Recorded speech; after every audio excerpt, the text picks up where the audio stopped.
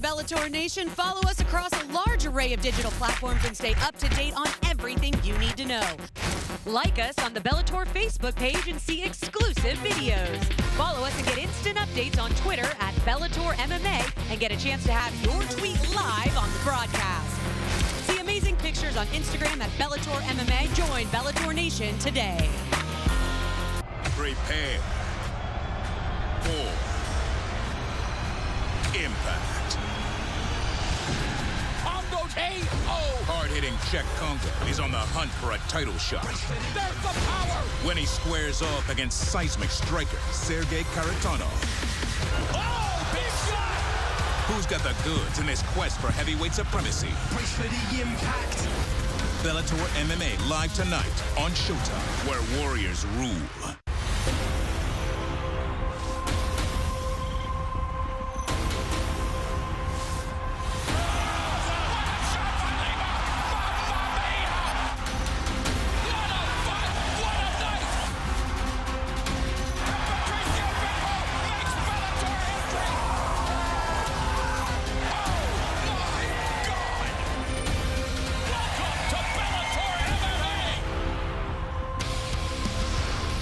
Sioux Falls, South Dakota is home to one of the teams in the Little League Baseball World Series. And tonight, it's home to Big League Mixed Martial Arts.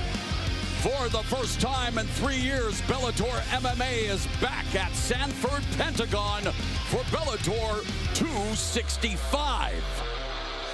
Coming up later tonight in the main event, live on Showtime, a guy who looks like he was chiseled out of South Dakota granite. Number 3 ranked heavyweight Czech Kongo squares off with Sergey Kharitonov.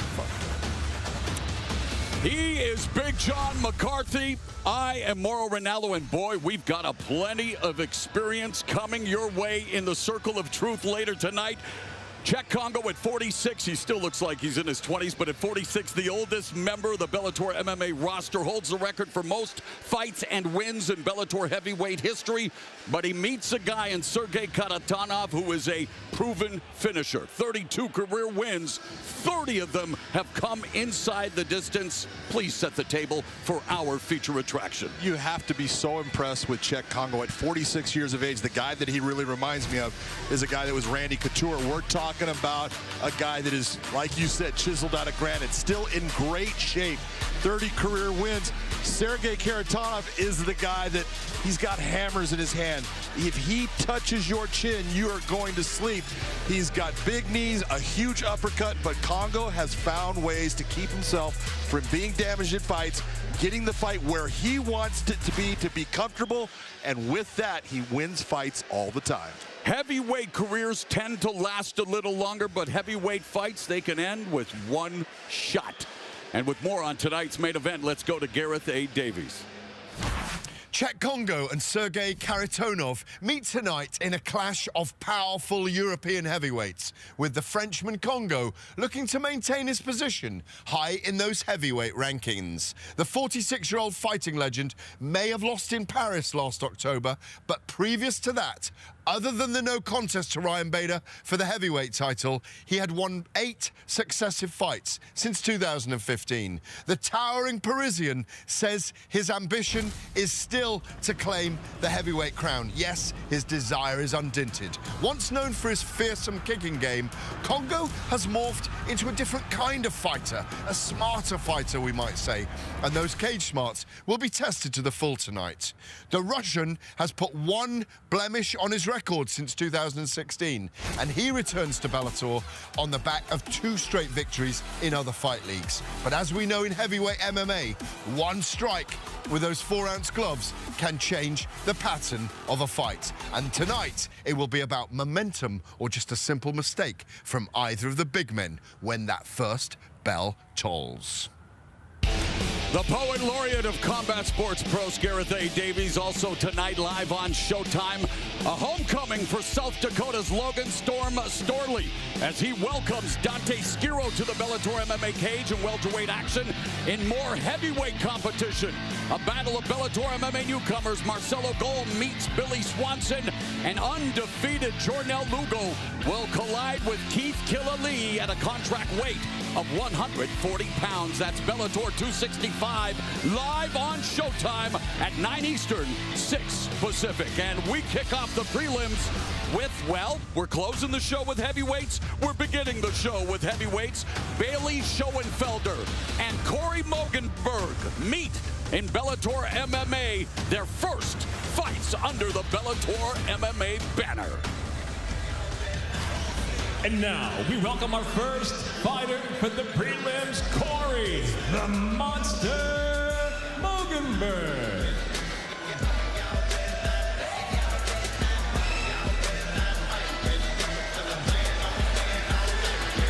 Corey, the Monster Moegenburg is 29 years of age. He told us he was never really good at anything in life, but then he found mixed martial arts. He started to win, and it definitely changed him from a shy, timid kid to a confident man, and he loves all aspects of the fight game, and he really credits his trainer Josh Shepard for taking him under his wing and helping him to get to where he is today. Shepard, the head coach at Grace Place, fighting out of Ottumwa, Iowa.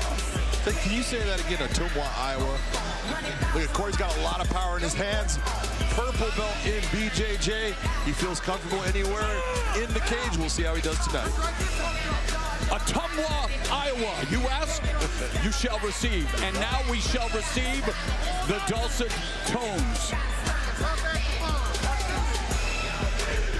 And now, his opponent making his way to the cage, Bailey Schoenfelder. And for the first time tonight, the crowd here in Sioux Falls, South Dakota is going berserk for Bailey Berserk Schoenfelder. Berserk from the feared Viking warriors. Schoenfelder is of Norwegian descent, and he appreciates the stories of Vikings and their warrior spirit. He anticipates a dogfight, a bloody battle. And speaking of Vikings, he wants to turn Corey the Monster into Corey the Red with his own blood, Big John. Well, I'll tell you what, Corey Schoenfelder, very good wrestler, good athlete. Played D1 football for the Minnesota Gophers. We'll see how he does here tonight. Our tail tape for this opening heavyweight matchup. Take a look at that reach advantage that Bailey Schoenfelder has. 76 inches to 68.5. That's a huge difference. We'll see what Corey can do to maintain that and get inside. One of the best live event announcers in the business. This is Michael C. Williams. Ladies and gentlemen, good evening and welcome to the Sanford Pentagon in Sioux Falls, South Dakota, as we get set now to kick off the Bellator 265 prelims, streaming live. Tonight, we thank those for joining us on YouTube at Showtime Sports and Bellator MMA as we get the night started now with 3 5-minute rounds in the heavyweight division. Introducing the blue corner. At 5'10", weighing in 214.8 pounds. His professional record early on stands at 1-2. He fights out of Ottumwa, Iowa. Corey, the Monster Moegenburg. And across the cage, his adversary fighting out of the red corner at 6'3", weighing in 224 pounds even as a professional early on. He stands at 1-0. He fights out of Minneapolis, Minnesota, Bailey Berserk Schoenfelder. And the referee in charge, Bobby Wambacher. The butterflies in the belly have to be the size of seagulls. Both Schoenfelder and Moegenburg making their respective Bellator MMA debuts. They want to impress the big boss man. Bailey, are you ready? Let's get after it. Round one, Schoenfelder in the red gloves, Moegenburg in the blue gloves, and no feeling out process as they immediately go on the attack. Not at all, but Schoenfelder already throwing a big overhand right. He does have very good wrestling background. He was a state champion here in South Dakota as a high school senior. Everybody that knows him at Sanford has talked about the guy has got a gas tank for a big guy. He can hit hard and he can wrestle. Anytime you can wrestle, you can fight in MMA. And he can check kicks, as he's done a couple of times, as Moegenburg trying to chop down the bigger Schoenfelder. As we mentioned, the main event, Kongo and Kharitonov with 62 combined wins, 48 finishes. We open with a heavyweight bout where we have 2 combined wins done. Different ends of the spectrum. Schoenfelder needs to stop going back to that right hand. He keeps on throwing that looping right hand. Minute gone, and Schoenfelder stapling Moegenburg with his right. Moegenburg looking for the takedown, gets shucked off. And it is Schoenfelder manhandling Moegenburg here in the first round. Landing a lot of big hammer fists, a lot of heavy shots. Those are hurting right now. A series of hammer fists. Oh, and another right hand that lands on the cranium of Moegenburg. Bailey doing a great job of controlling his posture, keeping himself so he can land big heavy shots. Now brings it down into control. A minute and a half gone in the first round. And it has been all Bailey Schoenfelder. Right now he's got to have that arm gift wrap. He let it go. Nasty knees to the back, and now from side control, it is all Schoenfelder. Schoenfelder looking to trap that arm. You see him, he was trying to step over the knee. Now he's in half guard. Nice job by Corey Moegenburg to get him into that position. At least he's getting himself back where he can start to work from a guard position. Moegenburg has never been submitted, but both of his losses have come via TKO. And he is carrying all of that pressure of Schoenfelder. Controlling Schoenfelder's head, but Schoenfelder wanting to pop out, neutralizes the right arm. There he is with that knee. That's where I was talking. You could see him looking for it before. He was in a Von Flue, but realized he wasn't in position to get that pressure right. Man, if this keeps up, Moegenburg's going to be sicker than the Von Flue because he is taking a beating courtesy of Bailey Schoenfelder, midway point of the opening round. Schoenfelder 1-0 with 1 knockout, and that came in May of this year, and it came in the first round. The one thing you can give Moegenburg right now, he's done a good job of upsetting the balance of Bailey when Bailey's been on top of him. Again, just did it right there, looking for a leg lock. Bailey just needs to keep his hip pressure forward, pick his shots. Schoenfelder oozing confidence when it came to making a prediction. He predicted a first-round finish, and he's back in side control with less than 2 minutes remaining. Crucifix and feeding Moegenburg a series of left hands. Feeding him a series left hand, not quite into a full crucifix, but he was trapping that arm with the knee. Very nice grappling positions by Bailey. A minute and a half now remaining in the first round, and Corey the Monster crucifix position, Morrow. Yep, for a moment, not anymore. And Moegenburg may be nicknamed the Monster, but he has just met the monster under his bed, and it is real. Bailey Schoenfelder all over Corey Moegenburg. Nice job by Bailey to move to full mount. And he is posturing up. And some ground and pound. Real trouble right now. You see those hips and those legs on the ground. Flashing elbows. Position to be in. Elbow smashes by Schoenfelder. Ground and pound. Referee giving Moegenburg every chance to escape, and he won't. Bailey Schoenfelder bags a first-round finish in his Bellator MMA debut.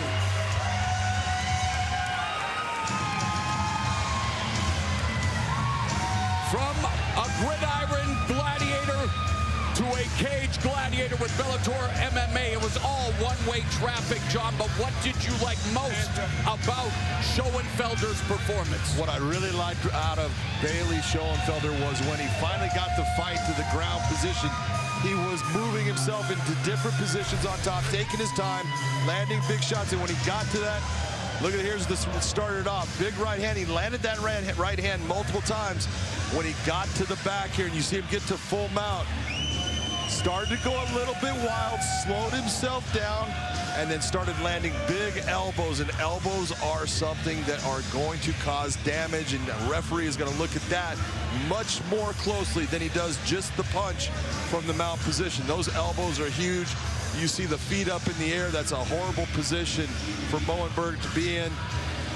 Great job by Bailey Schoenfelder coming into the first big fight of his career. Only 20 seconds in his first fight. This one went a little bit longer, but he did a lot of damage for one round of fighting. He says fighting is the essence of life, whether it's literally or figuratively.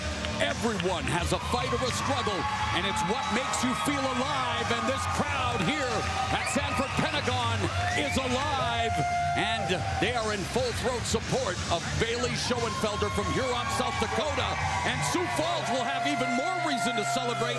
Their team at the Little League Baseball World Series just picked up a 2-0 victory. Congratulations, Sioux Falls. Congratulations, Bailey Schoenfelder.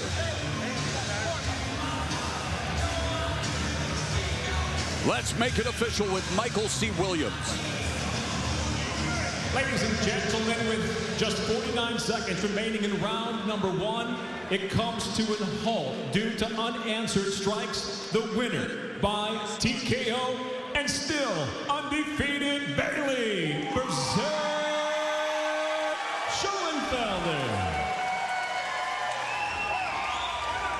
Schoenfelder delivering on his prediction of another first-round finish, 2-0, both wins coming in the opening round, but this one by far the biggest because it's happened under the bright lights of Bellator MMA. Let's go to BJM. Ladies and gentlemen, I'm here with your winner, Bailey Schoenfelder. Bailey, first off, congratulations on your first fight here in Bellator. That was an outstanding performance. Talk to me about walking into this cage, the pressure on you, performing in front of all of your hometown fans. I mean, yeah, it's an awesome experience. We got so many people that came out here to watch me and everybody else from South Dakota. And I mean, anytime you walk out of that tunnel, you get butterflies. So just had to keep my head. But yeah, an awesome opportunity. Good to be back in Sioux Falls. Coming out of Sanford MMA with all the guys that you get to train with, all of that experience there, what does that do for your confidence coming in here? Oh, it's the biggest thing for my confidence. I trained with guys in the UFC, top guys in Bellator, and won. And just knowing that I can go with those guys in training, I can hang with them, that I can bring that into the cage, and whoever I'm going up against, I know it doesn't really match up. So. What is it that you expect out of yourself now in your MMA career? Now you're 2-0, 2 first-round finishes. What is it that you expect? I just expect myself to keep getting better every day and keep coming in here and doing what I do. Sounds like you got the right thing in mind. Ladies and gentlemen, your winner, Bailey Schoenfelder. Bailey Schoenfelder delivering the monster smash to Corey, the monster Moegenburg. A scintillating start to our night here in Sioux Falls, South Dakota for Bellator 265. And we'll have more prelims coming your way right after these. Polarizing figure has silenced all his opponents. But his next test is his toughest. Fighter selected, Tyron Woodley. A combat sports legend with expert striking. Now, the fight critics said Jake Paul should never take Jake Paul is here. Who wants it more? Jake Paul versus Tyron Woodley, Sunday, August 29th, live on pay-per-view. The new Bellator MMA app is here. New look, new features, new fights. Watch live weigh-ins and prelims. Share your fight picks. Earn points and badges as you rank up to the heavyweight division. And stay up to date on events, rankings, and news. For all of the latest features, download the new Bellator MMA app. Available on the Apple Store and Google Play. Prepare for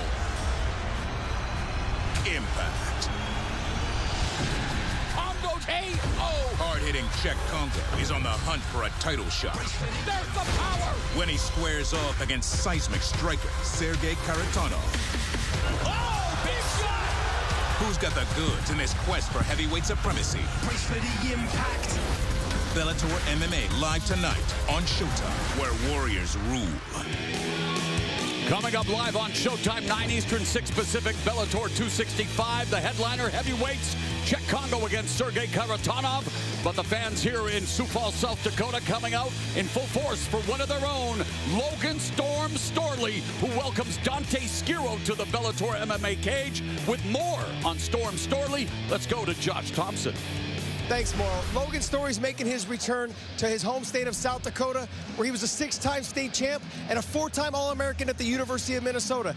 The last time he came into this arena at the Pentagon, he set the crowd on fire. They were electric. I got to tell you right now, he had a dominant performance with his wrestling. He picked A.J. Matthews apart from top to bottom, and when he got to that top position, he laid down some vicious ground and pound. But I got to tell you right now, Dante Skiro said this: I can't wait to walk into a crowd of boos. So when they raise my hand, it'll feel even better. It'll feel even better when they get silent. So look, with more on this fight, though, I'm going to throw it back to Morrow. All right, Mr. Reporter Josh Thompson. Good stuff, my man, JT, as we continue to roll along here at Sanford Pentagon in Sioux Falls, South Dakota. We will turn our attention to the middleweight division. Oh, my God, it's Dwayne "The Rock" Johnson against Devin Fisher. Ladies and gentlemen, ready to make his way to the cage, Devin Fisher. I pledge allegiance to myself. Food, shelter, and health. Let me find Devin Fisher looking to land a big one in his Bellator MMA debut, looking to bounce back from a setback against Deron Wynn in April of 2017. Big John McCarthy. Fisher finally making his way back to MMA competition. A 4-year layoff. 4-year layoff's a long layoff, but that's what fighting Deron Wynn will do for you, since Deron Wynn is just a fire hydrant of a fighter, a guy with an incredible wrestling background.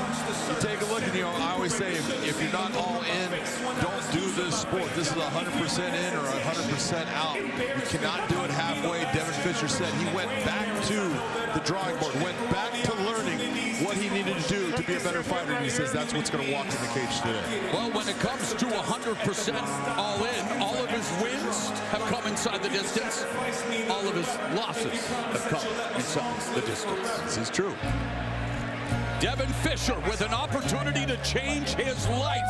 When you step into the Bellator MMA cage, regardless of the circumstances, you're getting an opportunity to try to prove that you belong. It's an audition, especially when you're in the prelims and you're the first couple of fights. You got to figure that this is your chance to impress President Scott Coker and make him say, I want to see this guy fight again.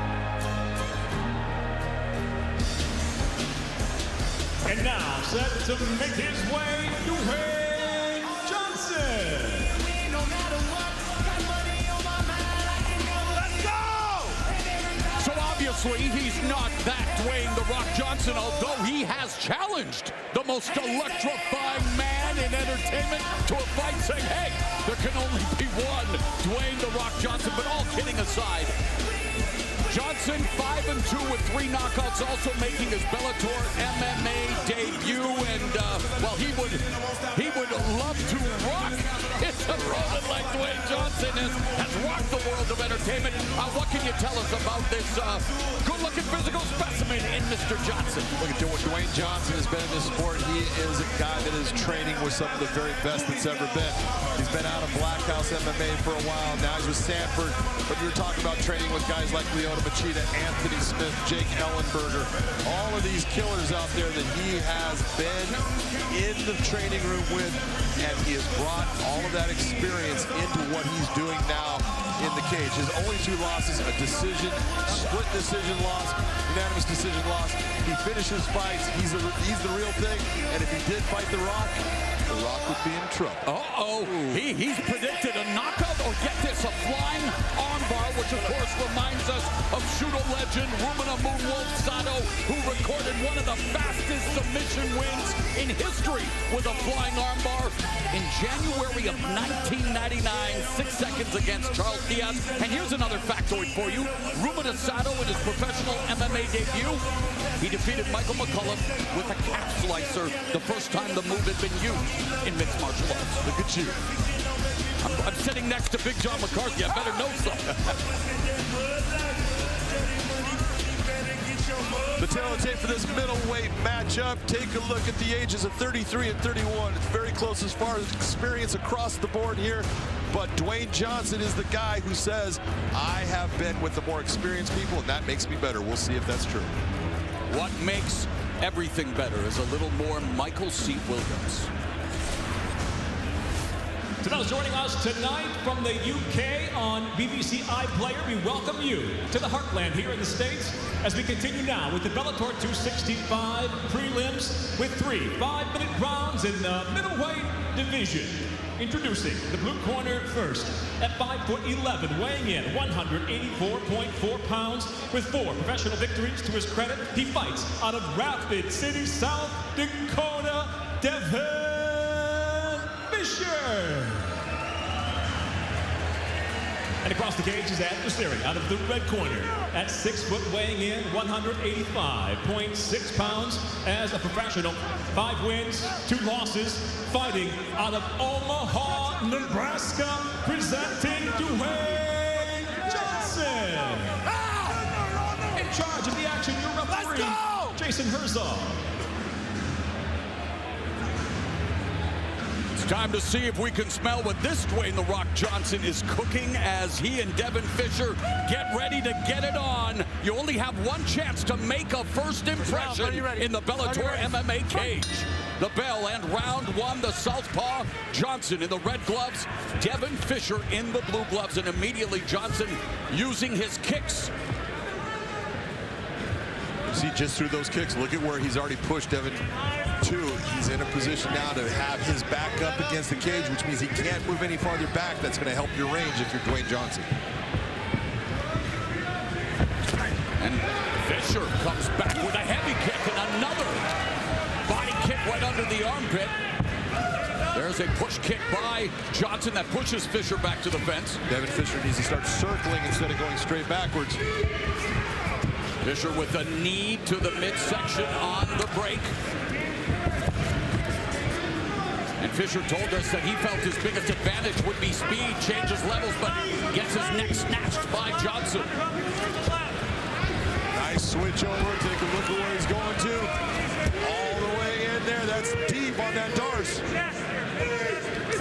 Smooth Darce choke by Dwayne Johnson, and even Dwayne "The Rock" Johnson has to be impressed what he just did. Absolutely beautiful. What you really had to love is as soon as he snapped it down, he knew exactly where he was going to go, went to the Darce, put the pressure on. An outstanding finish by Dwayne Johnson. And respect to Devin Fisher for showing, well, his respect to the man who was that much better tonight in Dwayne Johnson, making it look easy in his Bellator MMA debut, Big John. This was after the snap down. Look at, he ratchets into that Darce position, closes it up, and grabs the leg. Now there's nowhere for Devin Fisher to go, and it's just a matter of pressure.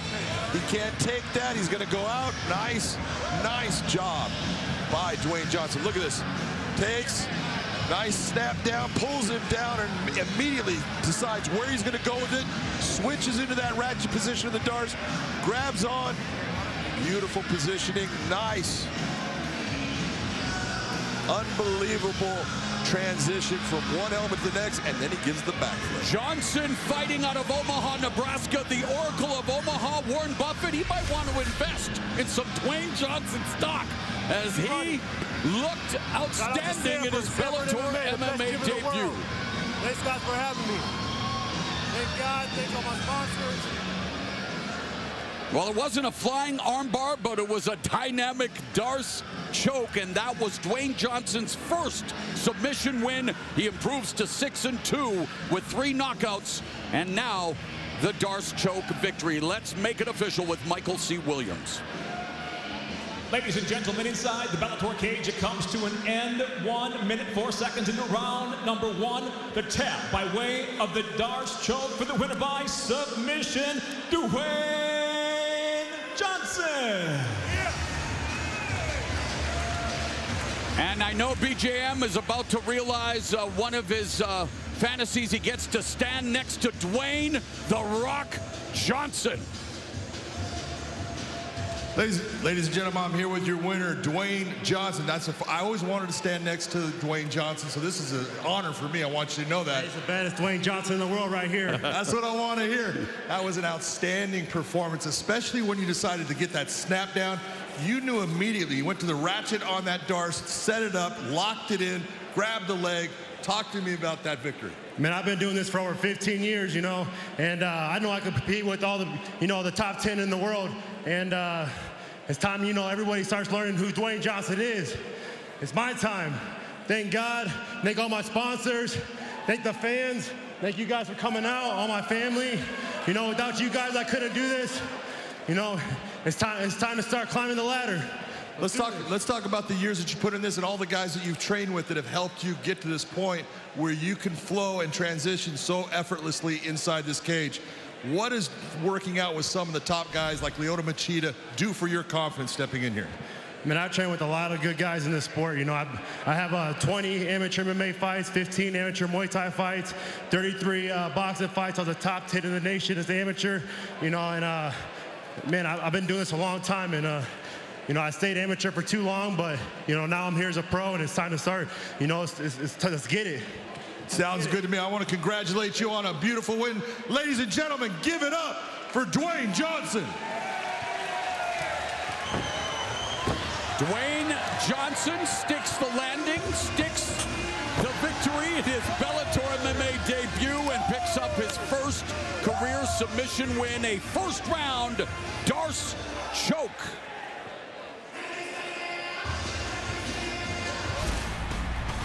Coming up Saturday, September 18th, Mr. Wonderful Phil Davis welcomes Yoel Romero to the Bellator MMA cage as a Soldier of God makes his long-awaited promotional debut in San Jose. It's a London calling Friday, October 1st, when Bellator returns to the UK for a welterweight showdown, where hometown superstar MVP Michael Venom Page seeks redemption against the only man to defeat him, former world champion Douglas Lima. The winner earns a shot at champion Yaroslav Amosov. Then it's fireworks in Phoenix when the Bellator Light Heavyweight World Grand Prix resumes Saturday, October 16th, as Arizona State legend Brian Darth Vader squares off with Corey Anderson, and reigning world champion Vadim Nemkov defends the belt against Anthony Rumble Johnson. The winners will advance to the World Grand Prix Final.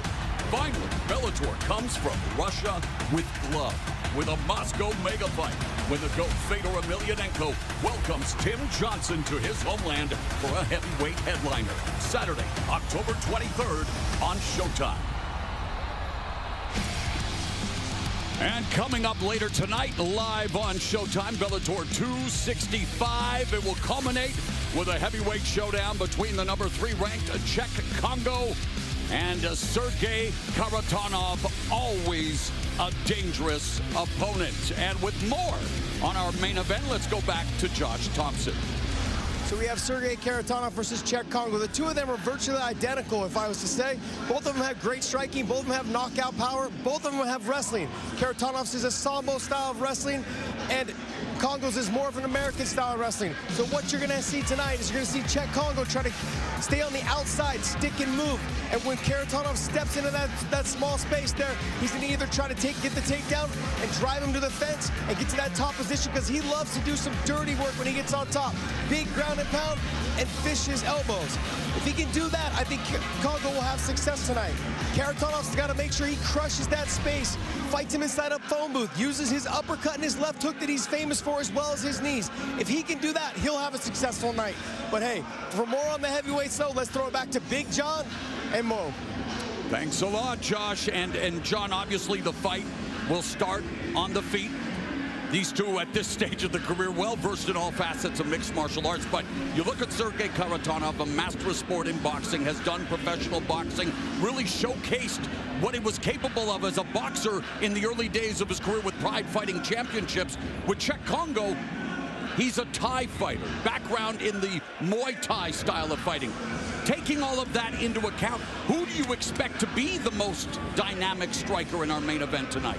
I'm telling you right now, I think that the dynamic striker is Sergey. Now, he's not dynamic in that he does a lot of fancy types of attacks, but what he does is basic, and he's very good at it. And his, like Josh is saying, like I said before, his uppercut is well-timed and accurate. His left hook is vicious, and then he grabs into either a single collar or a double collar Muay Thai plum and brings the knees. He is a very strong individual. But Czech Kongo, with that Muay Thai background, he's the guy that you're looking at and saying, well, he's going to be a great striker too. He's a good striker, but he's a great grappler. And when it gets into a clinch, he understands how to use his weight, how to put pressure, and make his opponent work to the point that they're gassing themselves out, and then he just takes them down, and he uses a great ground and pound and gets his win. Kongo and Kharitonov have combined for 62 career wins, 48 finishes. It's the main event of Bellator 265, coming up later tonight live on Showtime as we continue with the prelims here at Sanford Pentagon. Action in the welterweight division. Archie Colgan will clash with Ben Simons.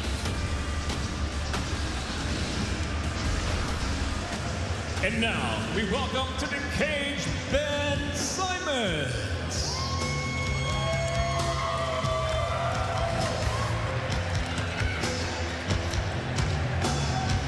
An accountant for a Fargo, North Dakota area trucking company, Simons is going from crunching numbers to trying to crunch his opponent in this, his Bellator MMA debut, which he took on 4 days' notice. Yeah, and it's funny that he did that because he hadn't fought in a while, and he said, you know, I haven't fought because I was just waiting for that opportunity. I didn't want to continue on with what I was doing. 5-2 as a pro. This is a guy who really believes that his skill set, both in the grappling arts and in the stand-up, can be something that is going to give his opponent trouble. His opponent's got a lot of wrestling. He believes that that wrestling is not going to be good enough to get him in bad positions. He can take the fight to the ground, and we'll see if his predictions come true. Yeah, 3 of his 5 fights have proven to be victories and 2 submissions on his resume. 1 rear naked choke, 1 arm triangle choke, but he has also lost via guillotine choke in the Fargo, North Dakota native. Well, he wants to make his opponent feel like he's being put in a wood chipper. Yes, Big John, that is a Fargo film reference.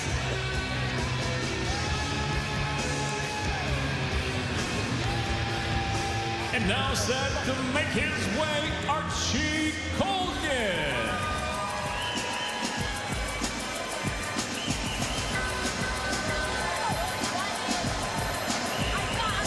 Is it too soon to start calling him Archie Hulk Colgan?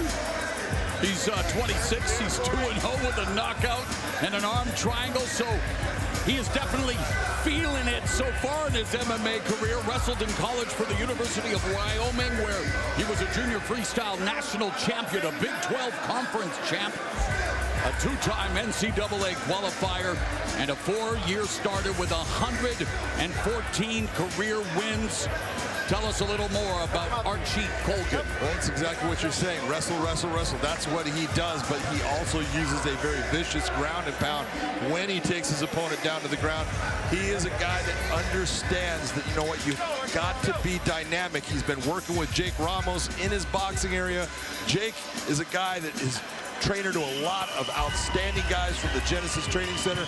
He believes in this young man, so if he believes in it, I believe that this is going to be a very good fight. And we all believe in DMX. Rest in paradise. Archie Colgan and Ben Simons ready to do battle in the Bellator MMA welterweight division. Our tail of tape for this welterweight matchup. Look at Ben Simons with a 75-inch reach compared to 69.5. That's 5.5 inches. But since Archie's the wrestler, I don't think it's going to make a difference in this one. His name is Michael C. Williams. He is the Bellator MMA cage announcer. Tonight here at the Sanford Pentagon, we go now to the welterweight division set for 3 5-minute rounds. Introducing the blue corner. At 6'1", weighing in 170.4 pounds. His professional record, 3 wins, 2 losses. He fights out of Fargo by way of Enderlin, North Dakota, presenting Smiling Ben Simons. And across the cage, his adversary, fighting out of the red corner at 5'9", weighing in 169 pounds even. As a professional, he's undefeated at 2-0. He fights out of Denver, Colorado, Archie Colgan. In charge, your referee, Mike Beltran.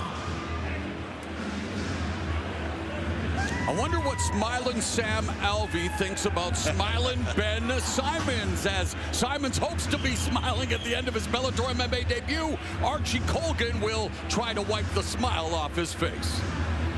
All right, gentlemen, first round. You ready to fight? You ready to fight? Hell, let's go. Bell, round 1, Colgan in the red gloves, Simons in the blue, and immediately Colgan takes the center of the cage.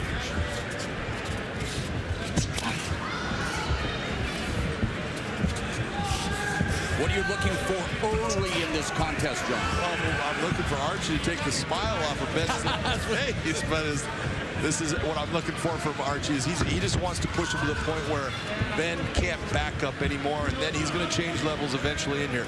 He'll throw a big right hand, and there you go. Changes levels right into it. Big takedown. That's the type of takedowns that makes Archie who he is. Yeah, that's the kind of takedowns that makes him a, well, champion in wrestling. There you go. And he thinks one of his greatest strengths is his composure while he is in the cage. He believes that he is best at putting pressure on people and staying aggressive, kind of like what we're trying to see, or what we're seeing here. And it's exactly what you're seeing when you look at the lace of the hand. That left arm of Ben's is now trapped. You see Archie's got it behind his back. Now he's got it free. But that is what made Ben have to think about getting himself back up and putting his back to the canvas where Archie wanted. Simons active from his back, throwing upright hands with little effect, but trying to keep Colgan off him. And now Archie Colgan trying to find a way to dive back in, maybe like a Fedor Emelianenko or Mauricio Shogun Hua back in the day. No one did it like Mauricio.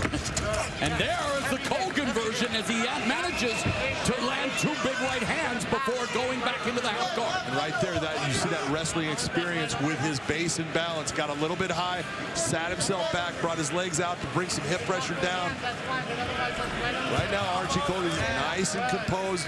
Good job by Ben Simmons getting back to a full guard, and he keeps on landing good elbows from the bottom. Simons, an athlete who played football, wrestled, also competed in track and field in high school, looking for the up kick. That one landed. Not a lot of power to it, but it touched it.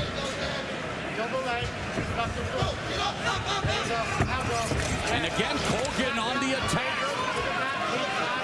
Looking to take Simons back. Fishing for that choke, but well defended by Simons. Also, we talk about position before submission. He's not in a great position to look for that rear naked choke right now. He just needs to think about get to the positions that will give you that opportunity. Now is a nice position by Archie Colgan.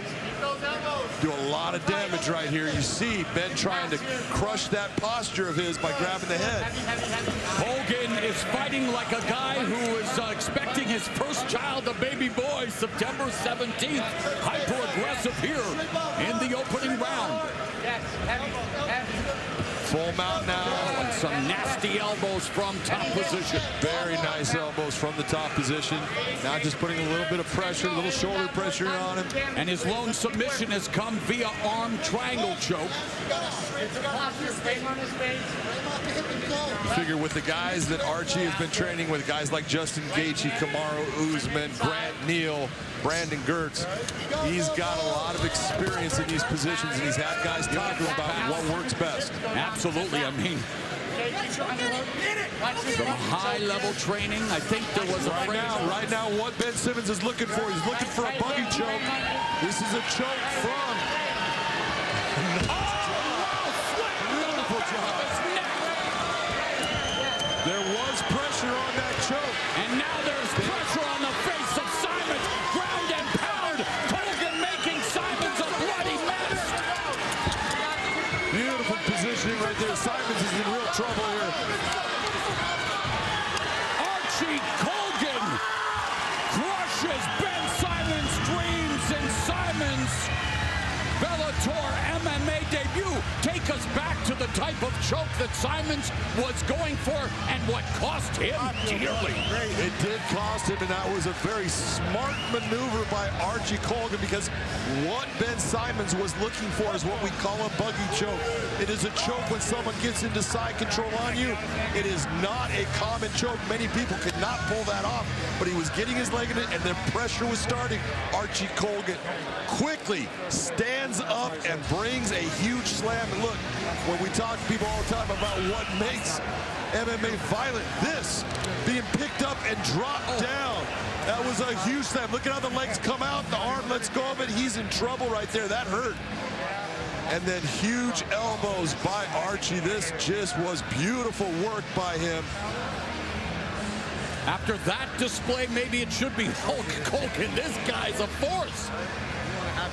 Look at that. Just look at you. All that comes with years of experience. Beautiful positioning, way to understand your body positioning. Swings around the back and continues those huge elbow strikes. And it's nice to see a fighter who was honest. He said his greatest strength as a fighter is composure, and he showed that here in his, well, systematic dissecting of Simons. Yeah, he just absolutely, from that slam, he saw that he hurt his opponent, and he went after it. You got to like that finish.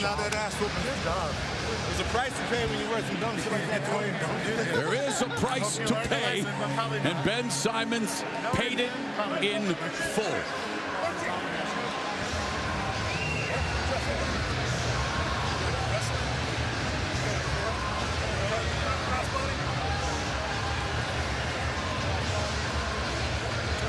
Here once again is Michael C. Williams. Ladies and gentlemen, inside the Bellator cage, referee Mike Beltran steps in, waves off the contest due to unanswered strikes. Your official time, 4 minutes, 4 seconds into round number 1. The winner by TKO, still undefeated, Archie Colgan. Respect to Ben Simons for going a submission I've never seen in an MMA cage or ring, but the victory goes to Archie Colgan, and we will get more from the winner with Big John McCarthy. Wow, ladies and gentlemen, I am here with your winner, Archie Colgan. You put on a performance. You used your hands to change levels, get the fight to the ground. You never really let him out of that position, but we're going to talk about when you went to side control. He pulled off what we call a buggy choke. How much pressure were you feeling at that time? I wasn't really feeling any pressure, but actually what was going through my head was I've seen somebody at a UFC fight or something get choked out from there, and I was like, this isn't safe exactly. So let's mount up and then get out of this however we can. And he wasn't fighting when I lifted him, so I was like, let's land him. Well, let's talk about the way that you decided to get out of that, because you elevated him up to about 5.5 feet off of the ground and then dropped him down, and the impact absolutely hurt him. And it was so impressive was your ability to see that and go after the finish from that point. Yeah, I lifted him and slammed him, and I just felt him kind of relax and, like, maybe not relax, but like he broke down a little bit. So then I pulled my arms out and I started dropping elbows and punches and saw the blood, and I was like, this is it, he's done. On him. You came in with a really extensive wrestling background, but your hands are starting to really look good. What is it that you've been doing with, like, Coach Ramos there that has made you feel so confident in the stand-up? Well, honestly, it's just repetition. I show up to practice every day. I'm always busting my ass. And when these guys say something, I listen with full intent. And it might not work today, but I'll keep working it tomorrow, next week, next month. And next thing you know, I got hands. Well, whatever you're doing is working. That was a beautiful win. Ladies and gentlemen, give it up for Archie Colgan.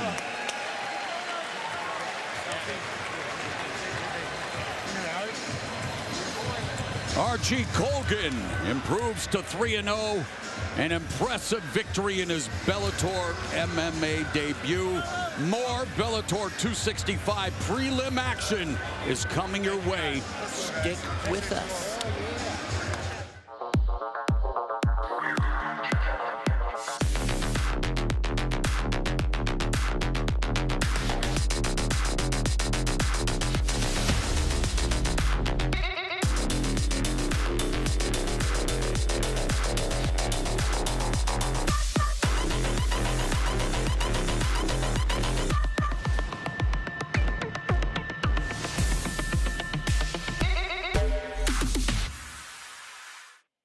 Boxing's most polarizing figure has silenced all his opponents.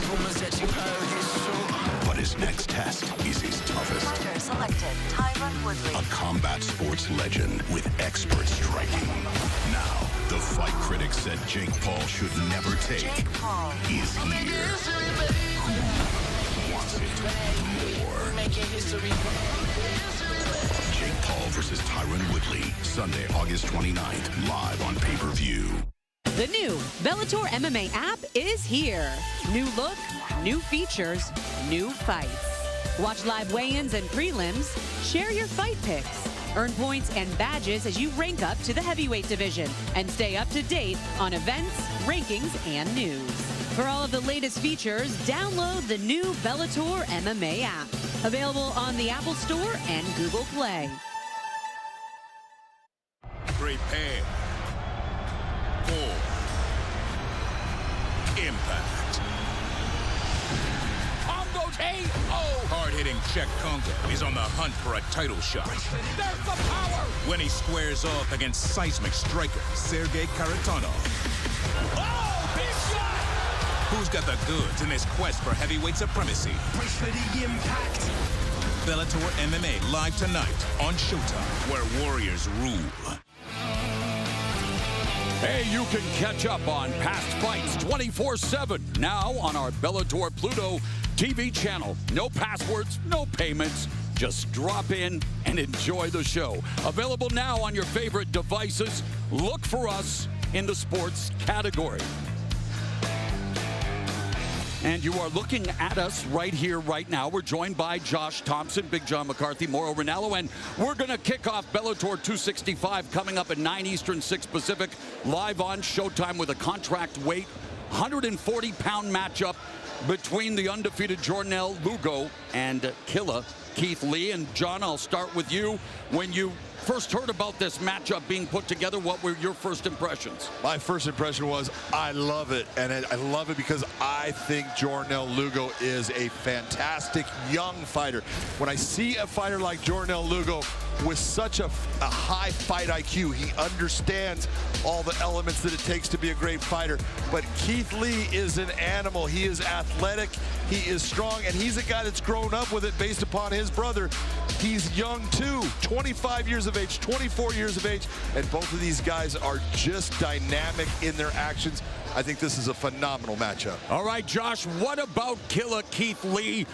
Talk about his path to victory in our opener. What do you expect him to do in order to pick up the win? Well, real quick, before we jump to Keith Lee, Jornel Lugo was 6-1 as an amateur. He's 6-0 as a professional. He's a top talent. But the thing is he's never really faced anyone with the type of athleticism that Keith Lee has. He had one fight with someone that was just as athletic as him, and it ended up being a split decision win in his favor. So him coming out and having to fight someone who stylistically is very close to him, I think poses big problems. Now, I know John doesn't agree with me because that's what John likes to do. John likes to disagree with me. But when it comes down to it, Keith Lee has all the tools and the pedigree to get it done. And I'm telling you right now, the speed on the hands, they're going to be about equal in speed when it comes to the stand-up.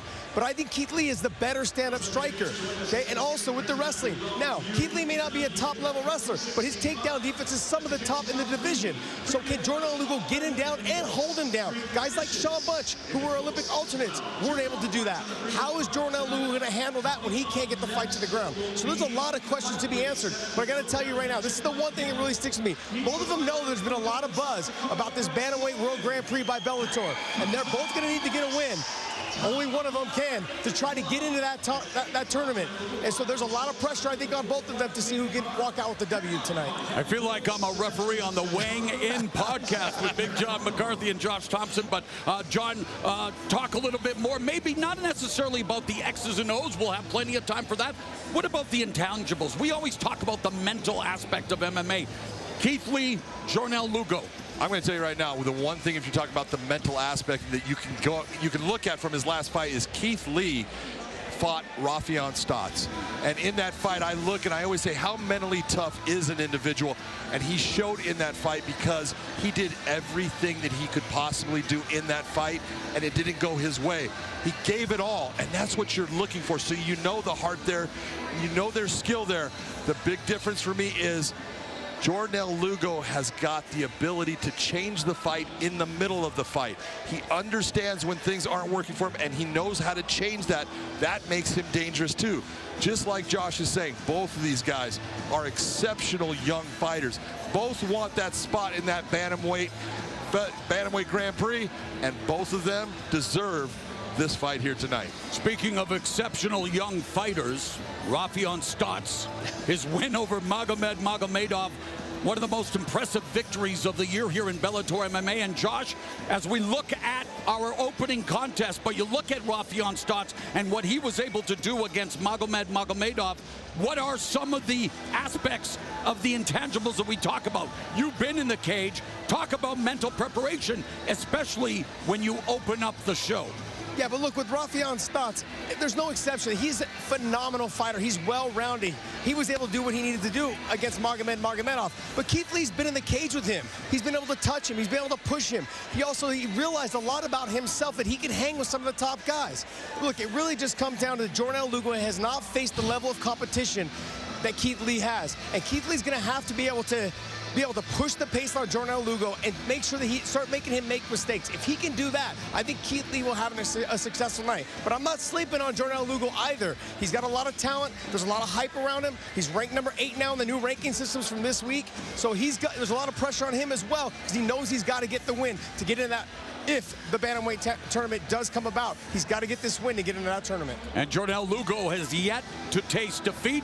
Look forward to hearing more from you, Josh, throughout the night. Still to come, 2 more prelims before we go to Bellator 265, live at 9, 6 Pacific on Showtime.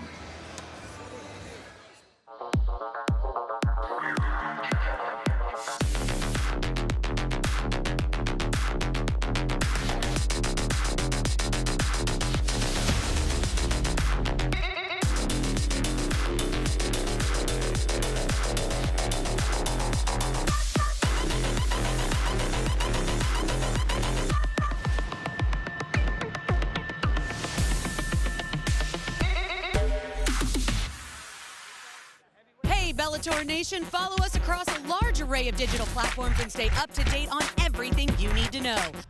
Like us on the Bellator Facebook page and see exclusive videos. Follow us and get instant updates on Twitter at Bellator MMA and get a chance to have your tweet live on the broadcast. See amazing pictures on Instagram at Bellator MMA. Join Bellator Nation today. Prepare for impact. Hard-hitting Czech Kongo is on the hunt for a title shot. There's the power! When he squares off against seismic striker Sergey Kharitonov. Oh, big shot! Who's got the goods in this quest for heavyweight supremacy? Brace for the impact. Bellator MMA live tonight on Showtime, where warriors rule. The name says it all. Sioux Falls, South Dakota, home of Bellator mixed martial arts, in the words of, well, the spiritual godfather of MMA, Bruce Lee, be like water. And we are back in Sanford, Pentagon, as we get set for action in the Bellator MMA lightweight division. Mike Hamill and Bryce Logan. Somebody's O in the win column's got to go. They're both looking for their first Bellator MMA victory. And now, ladies and gentlemen, we welcome Bryce Logan.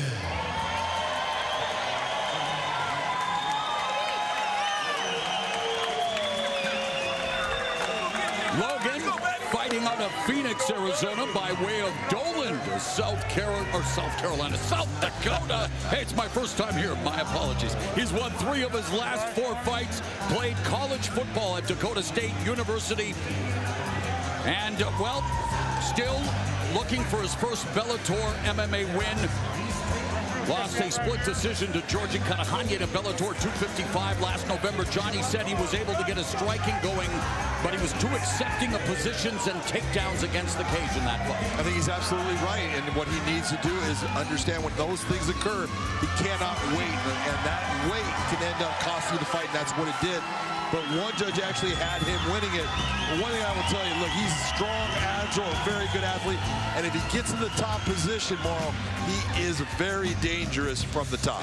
He is excited to fight back in his home state. And obviously, as you've just heard, the fans are excited to have him back.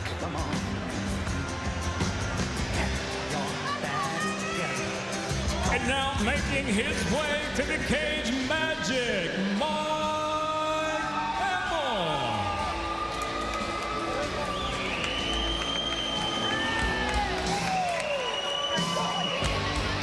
Mike Hamill turned 29 on August 12th in his physical prime, and he says he is primed to finally pick up his first victory inside the Bellator MMA cage. But man, he's faced the Sharks in the Shark Tank. I love Mike Hamill because Mike Hamill comes to fight. His first fight here in Bellator on 4 days' notice took on Adam Horich and put on a great performance. It was a split decision. Unbelievable fight for Mike Hamill. And then his second fight was against a killer named Nurmagomedov, Usman Nurmagomedov. Mike Hamill did everything he could trying to get inside on Nurmagomedov. It just didn't work for him. But again, fought his butt off. Love to watch this man fight. Hamill started wrestling at 4, became an All-American at Grand Canyon University. And he comes from a family of University of Wyoming wrestlers, including he and his dad, who is in the school's Hall of Fame.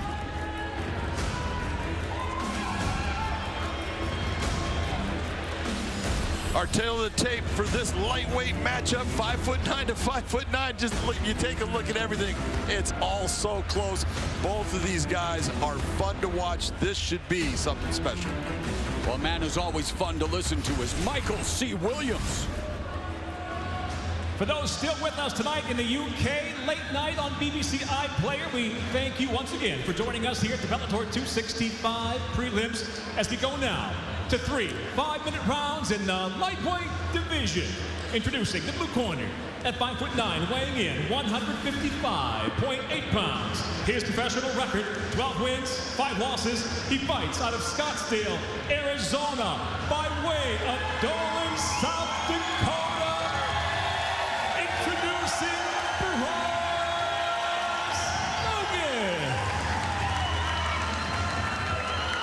And across the cage, his adversary fighting out of the red corner at 5'9", weighing in 155.4 pounds. As a professional, 7 victories, 5 defeats by way of Green River, Wyoming. He fights out of Phoenix, Arizona, Magic Mike Hamill.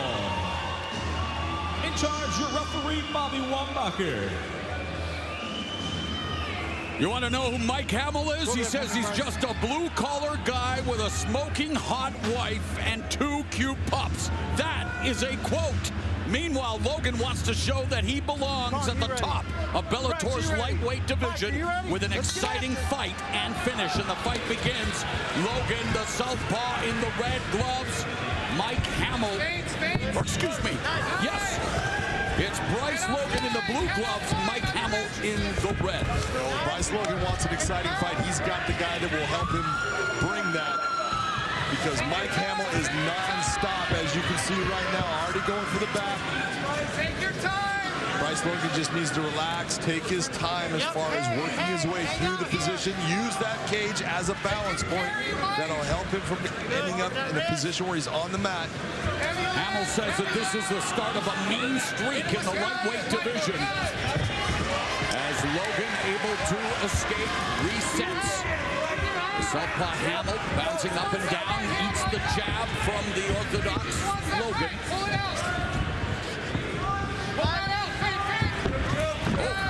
knee attempt by Hamill. This is what I love about Mike Hamill. Flying knee attempt right in to change the level, back into having him against the cage. He's got his back. But Bryce Logan's not in a bad spot right now. Again, just needs to take his time, work your way through the position, break the hands down just like he's doing. When we asked Logan about Hamill, he said he has an unorthodox striking style, and he uses it to set up his takedowns, and we've seen that. His wrestling is definitely his best asset, but Logan said that Hamill appeared to be one-dimensional in his striking attacks. I don't know if he's one-dimensional. He goes, and you can see just by the flying knee attempts. That's right. And he said he was an unorthodox striker. He's dangerous because he will take chances. When a guy will take chances against you, kick to the body, Hamill uses it. And the takedown secured by Hamill again, a All-American at Grand Canyon University. He's been wrestling since the age of 4. He just turned 29 earlier this month. He's doing a good job of at least trying to control the arm, especially that left arm right now, Bryce Logan. But he still only has one hook. That's allowing Bryce Logan to turn and use the fence to kind of be a cheese grater and just move him off the angle. Hamill is 7-5 with 3 knockouts.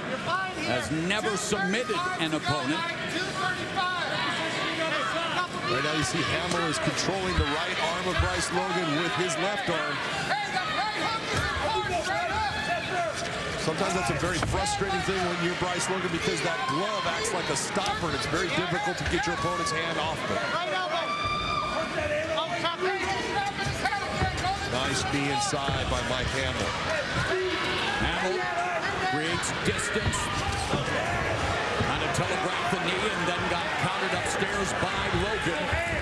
But again, look at the amount of pressure that Mike Hamill is bringing. This is exhausting if you're Bryce Logan because he doesn't give you a chance to get any air. Everything that you're doing, he's there in your face and you've got to deal with it.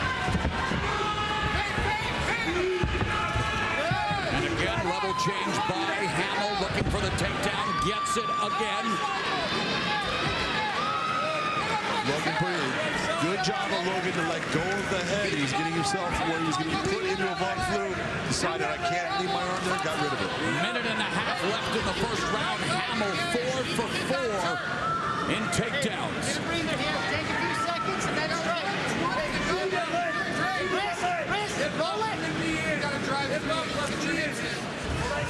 Right now, everything that Mike Hamill is doing, he's connecting. I would say that he's almost landed every strike that he's thrown.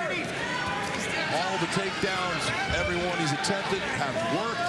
He's just dominating this fight right now with pressure, relentless pressure, and great technique.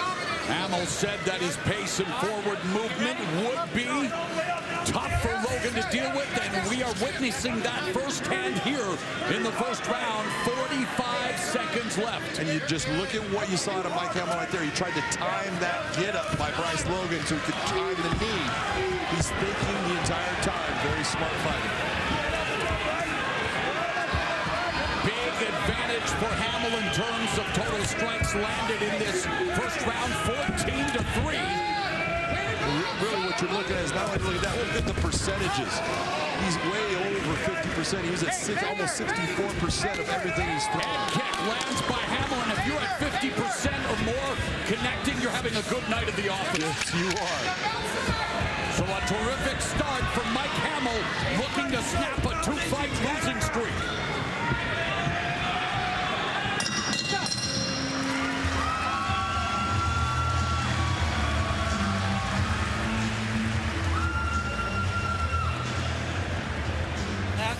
Feet on that ice. Hey, catch your breath. That's all he's got, and he's gonna bring.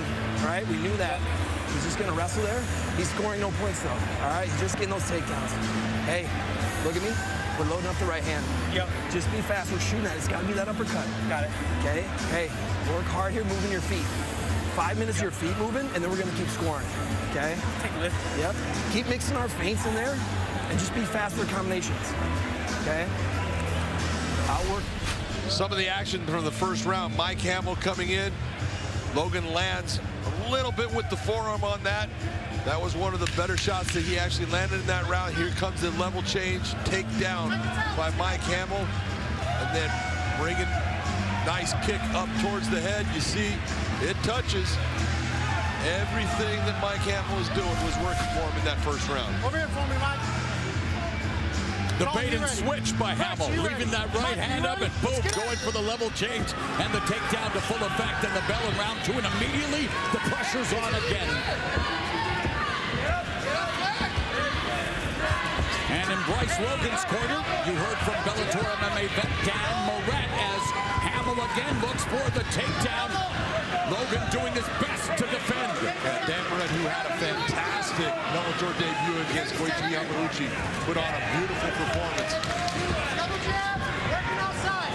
No, not straight leg. Thus far, a beautiful performance from Mike Hamill as he realizes, despite the fact that, taking fights on short notices, facing off with the deep end of the talent pool, you got to register the W, John. Yeah, you do. There's no doubt about that. One of the things that Dan Moret was telling Bryce Logan is, look, you got to move your feet. And now he's trying to move his feet, but he's not moving in a position that's making Mike Hamill actually have to fight off his back foot. Right now, it's Bryce that's fighting off that back foot, and he's not being offensive because of it. And it's, again, you can almost see it on his face, the fact that the pressure is making him overthink. It's making him think it at a speed he doesn't want to. And a huge left hand right there by Mike Hamill. Beautiful right hand there again by Logan.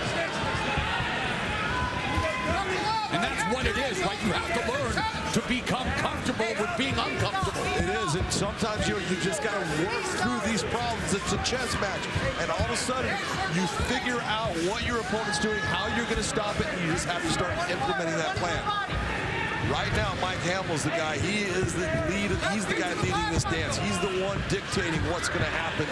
Bryce Logan is just trying to figure out, what do I need to do to stop this guy's pressure? And noted MMA trainer John Crouch was working with the likes of Benson Henderson, helping out Mike Hamill. And Hamill again looking for the takedown. He is 4 of 6, but looking for his 5th. And he secures it and immediately secures the back of Logan. It's the backing, but again, only one hook. You see Logan trying to push that leg off. Nice job by Bryce Logan. Very smart fighting. He's got you see him pushing that. He's keeping that leg with his left hand.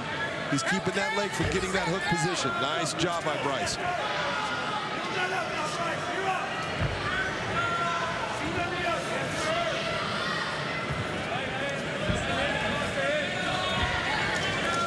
Hamill went from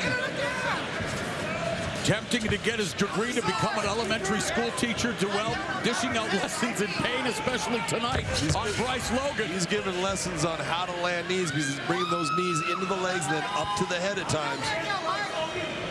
Mike Hamill is feeling very good in the Bellator cage right now. Something tells me Mike Hamill would be a very intensive teacher.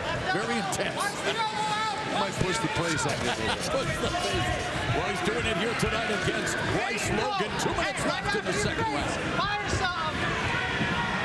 Very fluid, very loose. Mike Hamill sticking to the game plan, and it's proving to be effective and really getting Logan to commit, trying to get him to commit so he can change levels and go for another take. Yes, he is. And again, look at what Logan is doing. He's waiting because he's so intent on landing one big strike here to stop what Mike Hamill's doing. And he's southpaw now as well.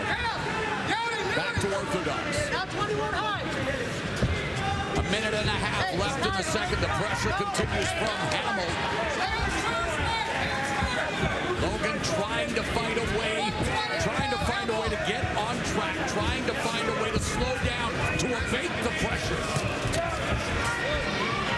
At least he's coming forward now. He's starting to at least be the guy but you see how he's overreacting to the feints. That overreaction is going to lead to him eating a big shot. He needs to just be calm and relaxed. That was a just got left hook by Bryce Logan, and Hamill's hands were low, and he ate it. Almost just a straight left. A beautiful shot by Bryce Logan. It definitely hurt Hamill, no doubt about it. And we mentioned Logan overreacting. He reacted perfectly to that counter. Yeah, that was just a straight left hand, just down the pipe. More of a jab, but a set-up jab. It landed definite flush. And Logan beginning to come forward, as you mentioned, Big John. So the tide could be turning with 15 seconds left in the second. This sets up what should be a terrific third round between Mike Hamill and Bryce Logan, both looking to get off the schneid in Bellator MMA.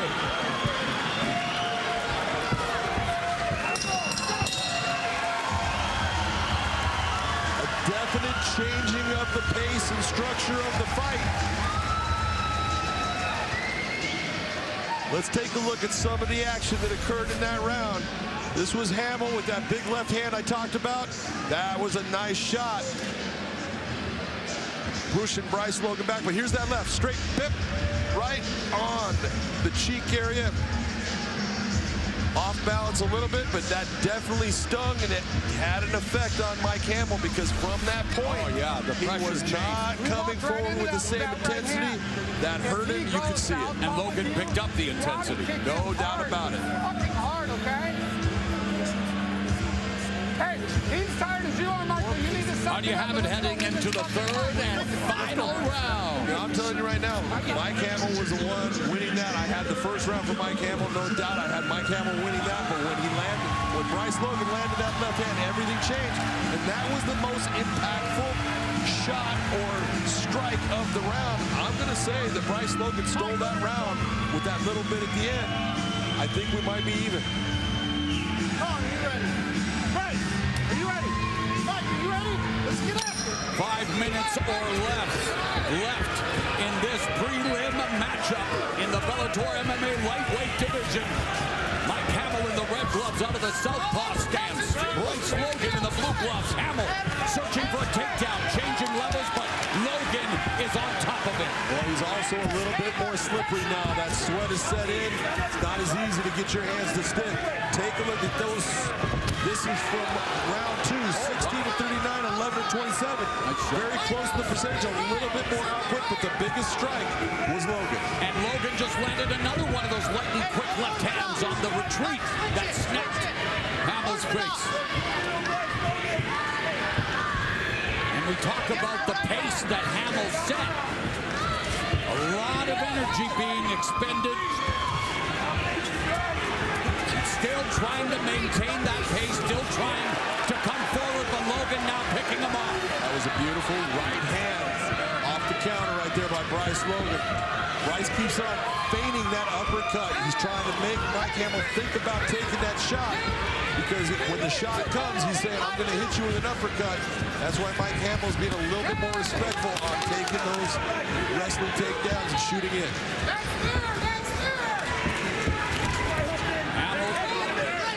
Being stymied in the takedown attempts. He's now 5 of 10. And Logan using lateral movement now, coming forward and darting out at an angle.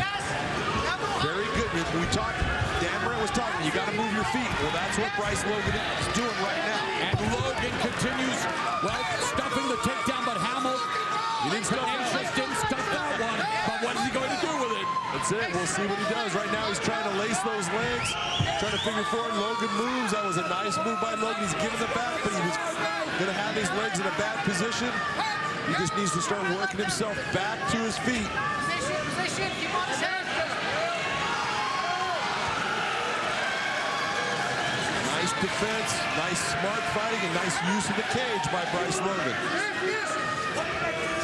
Logan escapes. In 2 minutes, 35 seconds remaining in the final round. They're in the center of the cage. There's a jab that lands for Hamill. A little bit of back and forth in this round. Logan came out very strong. Hamill's having just a little bit of issues with what he's doing. Nice left hand by Logan, but Hamill came back. Hamill rolled a bit with that punch.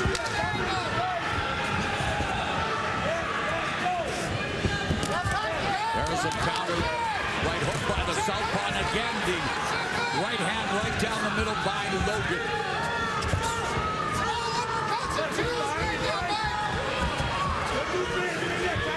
Both the throw, nearly the same amount of punches. Nice knee inside by Mike Hamill. He timed that well as Logan was coming in. Brought the knee up. Logan ran right into it. Hamill has the slight edge in total punches landed. In terms of total strikes landed, it is also Hamill in the lead right now throughout the fight, but of course, adjudicated round by round as we pass. And we're into the final minute and a half of this fight. Nice right hand to the body by Bryce Logan, but he needs to follow that up, not make it just a single.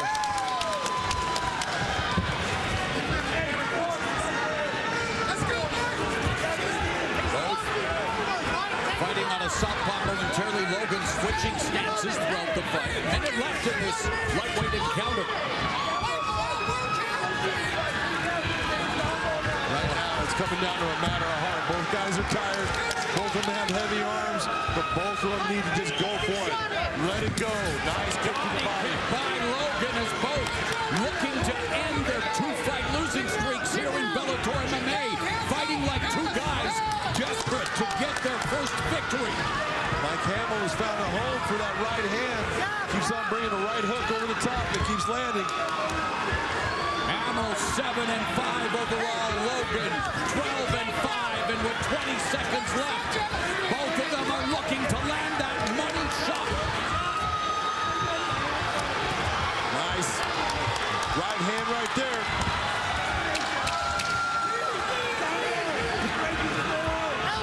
So the crowd enjoying the action, and maybe fittingly, they're going to the judges. Good fight. It was a great fight. We talked about this. We said it was an even matchup. These guys proved that fact. They both went after it. Great performance by both Mike Hamill and Bryce Logan. And if you were one of the three judges, I don't want to be one of those judges. You don't want to be, do you? I think Mike Hamill might be the guy that slips away with this only based upon the amount of volume and action that he put forward. I thought Logan actually landed some really clean shots.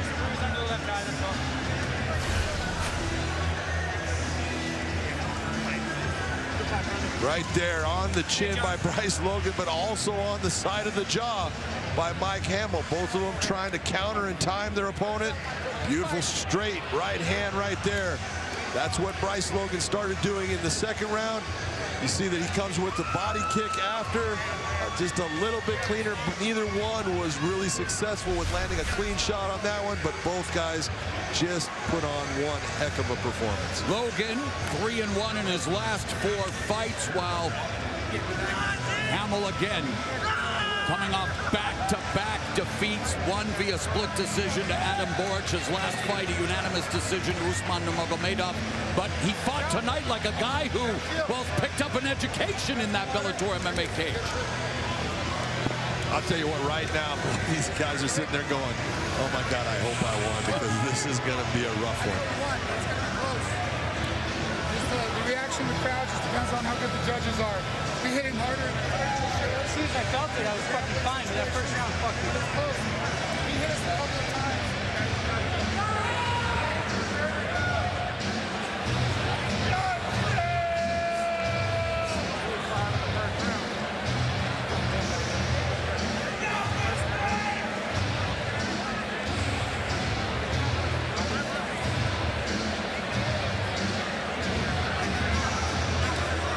Good job, brother. You all right? Yeah, you all right? Yeah, you're good, yeah. I probably look worse,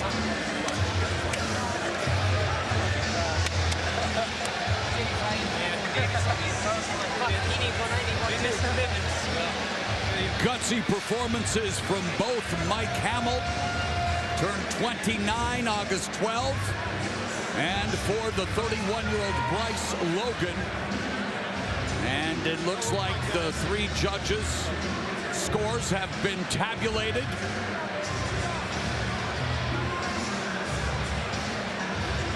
And let's go to Michael C. Williams. Ladies and gentlemen, after 3 rounds of non-stop action, we go now to your 3 judges at cage side. Your first judge, Jared Vallel, scores the fight 30-27, while judges Sal D'Amato, and Sean Rummel. Both see it the same, 29-28. I'll have it for the winner by unanimous decision, Magic Mike Hamill. Jubilation, exhilaration, relief for Magic Mike Hamill. Snapping a 2-fight losing streak and picking up his first Bellator MMA triumph. It wasn't easy, but he is loving every single second. Let's go to Big John. Ladies and gentlemen, I am here with the winner, Mike Hamill. Mike, you came into Bellator. They put you through Murderer's Row. You went through Adam Porch, Usman Nurmagomedov, and now Bryce Logan.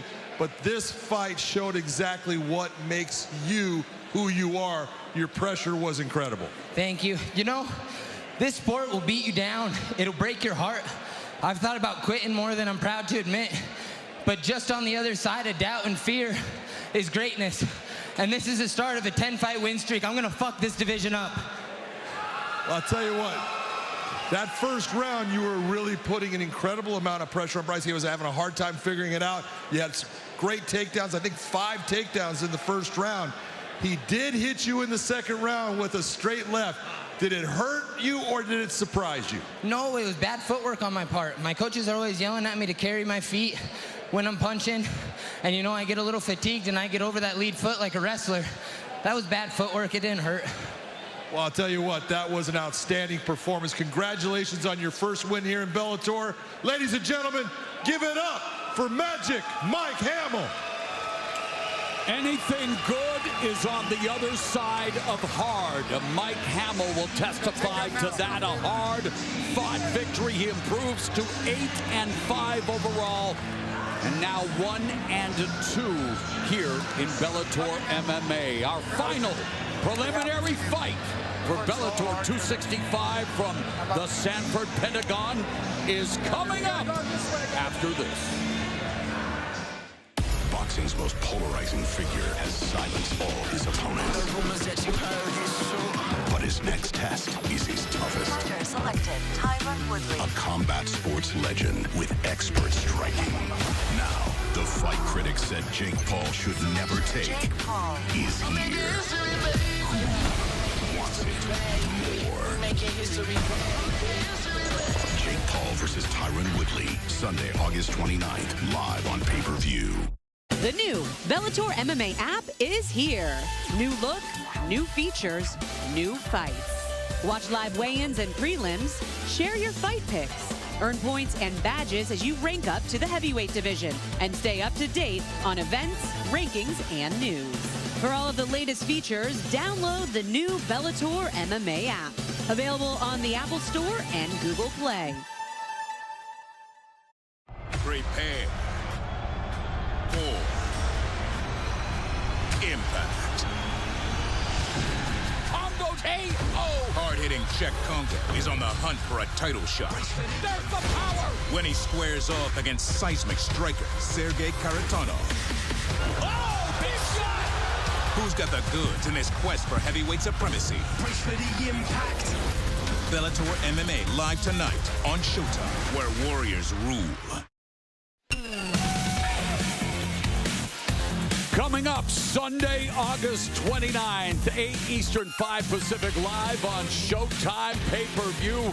Internet sensation turned fighting sensation Jake Paul welcomes former MMA champion Tyron Woodley to the boxing ring. It's an incredible night of combat sports excitement. Who knows what's going to happen Sunday, August 29th. Oh, and by the way, Jake Paul, he's put together a hit list. Jake Paul's hit list. Gibb, done. Nate Robinson, done. Ben Askren, done. Tyron Woodley, August 29th. Canelo, scared. Nate or Nick Diaz, whichever one wants it. Kamaru, Disney Channel, Usman. Timmy Fury. Conor McGregor, KSI. Gervonta Davis, Floyd's son. And maybe Logan Paul. Question mark. I'll see y'all August 29th, because next up is Tyron Woodley.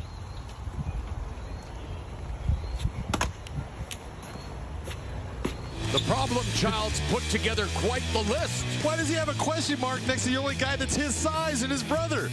He's got Gervonta Davis. He's 130 pounds. They call him Tank. He's not that big. Well, Jake Paul has proven to be a big disruptive force. The dawn of disruption will face Tyron Woodley. That's coming up on Showtime pay-per-view Sunday, August 29th. Coming your way at 9 Eastern, 6 Pacific, live on Showtime tonight. It is Bellator 265 main event.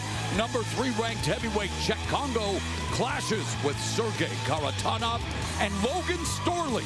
South Dakota's own Logan Storley will take on Dante Skiro in Skiro's Bellator MMA debut. With more on our co-feature, here is Gareth A. Davies. Logan Storley makes a return to his home state in a welterweight bout against fellow American Dante Skiro, looking to impress against the Bellator debutant. They say pressure makes diamonds, and the highly ranked South Dakotan Storley thrives under the bright lights. The highly decorated wrestler is looking to bounce back from his lone career defeat last time out to current Bellator welterweight champion Yaroslav Amosov, so he'll want to use that local support to his advantage and turn this into a gem of a performance. Skiro, meanwhile, a Wisconsin native, record 8 wins, 2 losses, makes his Bellator debut on the back of 2 victories outside the promotion, of course, one by submission and one by ground and pound, both in which he was the underdog. So we might say this is Storley's fight to lose, and he is a massive favourite. But this is MMA, and we have come to expect the unexpected. Storley won't want that storyline tonight. All right, Gareth, thank you very much. Logan Storley, Dante Skiro, coming up later tonight. Live on Showtime and live right here, right now, our final preliminary fight of the night. The middleweights are on deck. Taylor Johnson ready to tangle with Fabio Aguiar in the Bellator MMA cage. And now set to make his way to the cage, Fabio Aguiar. 33-year-old Fabio Aguiar hopes that he does possess the eye of the tiger tonight. He's won 9 of his last 10 fights, made his Bellator debut at Bellator 255. He lost to Khalid Murtazalia via unanimous decision.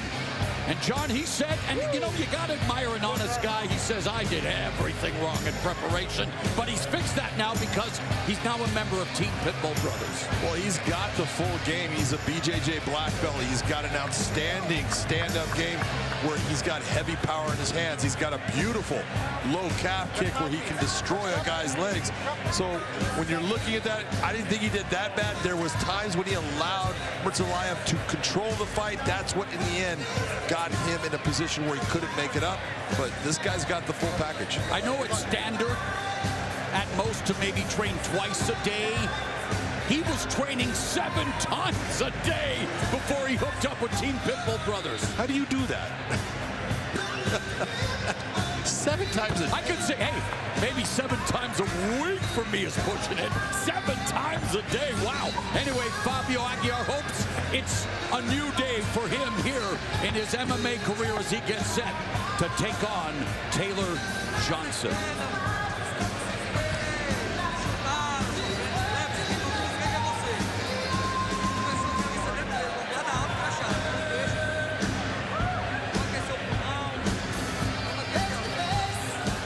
And now his opponent making his way to the cage tombstone, Taylor Johnson.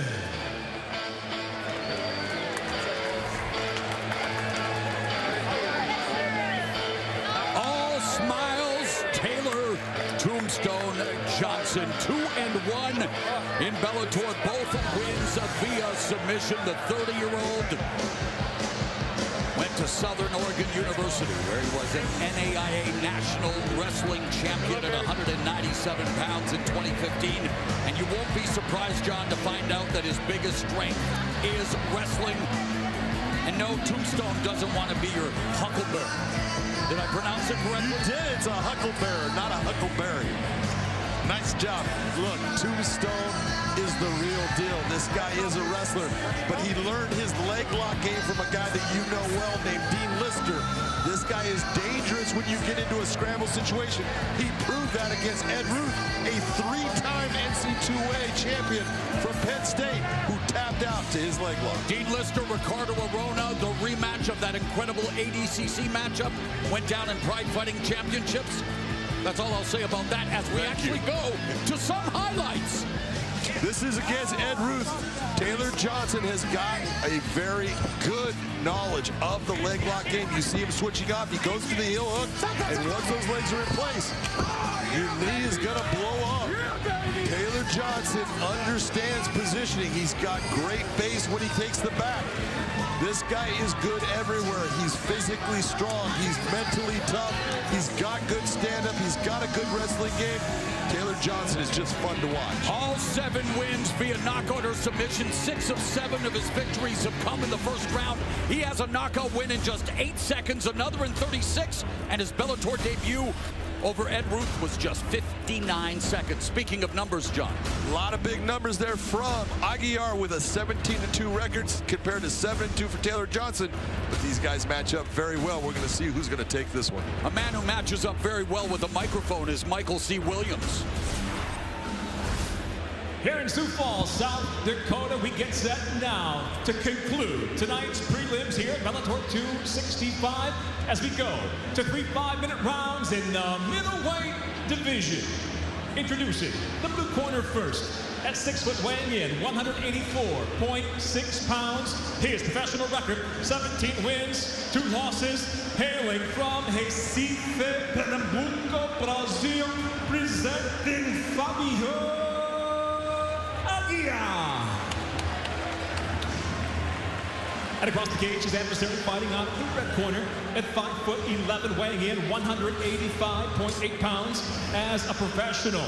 7 victories, 2 losses, fighting out of Sisters, Oregon, Tombstone, Taylor Johnson. In charge, your referee, Jason Herzog. So our final preliminary bout here at Sanford Pentagon. Taylor Johnson, Fabio Aguiar. Middleweight action begins right now. The bell, round 1, Johnson in the red gloves, Aguiar in the blue gloves.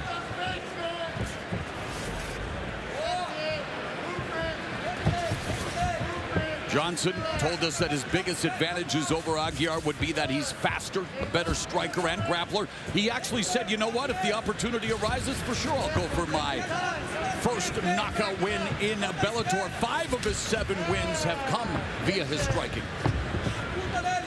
Right now you're watching Taylor Johnson just be nice and calm, relaxed, looking at what Aguiar is going to bring. Aguiar keeps going straight back. He's going to be in trouble. And he ate that head kick before Aguiar looking for the takedown. But now it's Johnson looking for the choke. This choke is based upon that head kick. That stunned him a little bit. He's trying to fight it off. You see him using his hands to put the pressure down. He's got himself past that choke right now, but that was a big knee. Big knee by Johnson. Another knee to Aguiar, and now Johnson putting the squeeze on Aguiar. Johnson has a rear naked choke and an inverted heel hook on his resume. Right now, that was a nice set of knees that you saw from Taylor Johnson. He's in the position now. You see he's got the underhook, so he has the advantage right now in this position. Pressing Aguiar up against the cage. He is the superior wrestler, so the question is, does he take him down, or does he continue to do the work in the clinch game that he's been doing? And in a way, maybe Aguiar hopes that he continues to try to just grind here, because in a way, he feels that Johnson's cardio will become an issue. He feels that he fades after first round. I don't think he can bank on that, but that's what he told us. Well, you know, if that's the way he feels, he needs to do something to put the pressure on Johnson so he's not comfortable, because if Johnson's the one in control of the pace, he's not going to get tired. Now it's Aguiar with Johnson along the fence, but Johnson able to keep moving. Under 3 minutes remaining here in the opening round. Aguiar right now in a position with double unders. He's the one in control of this at this moment. Doing a good job of using his head, keeping Tombstone with his face off to the side. It's going to make him a little bit weaker. Aguiar began training MMA at 18, actually spent time in the Brazilian army training dogs, and this one could turn into a dogfight. Midway point of the opening frame, and battle of attrition along the fence. And people watch this and think, oh, they're really not doing anything. This is grueling. Grueling work by both guys. That head position you see Aguiar with, it's frustrating for Johnson, and all those little shots that Johnson is hitting Aguiar with. He's trying to use the wizard right now. And Johnson feeding Aguiar a couple of right hands with 2 minutes left. Aguiar doing a good job of sagging back. He's got the arms around the waist on Tombstone, holding that position. Johnson speaks about the fact that being calm is key.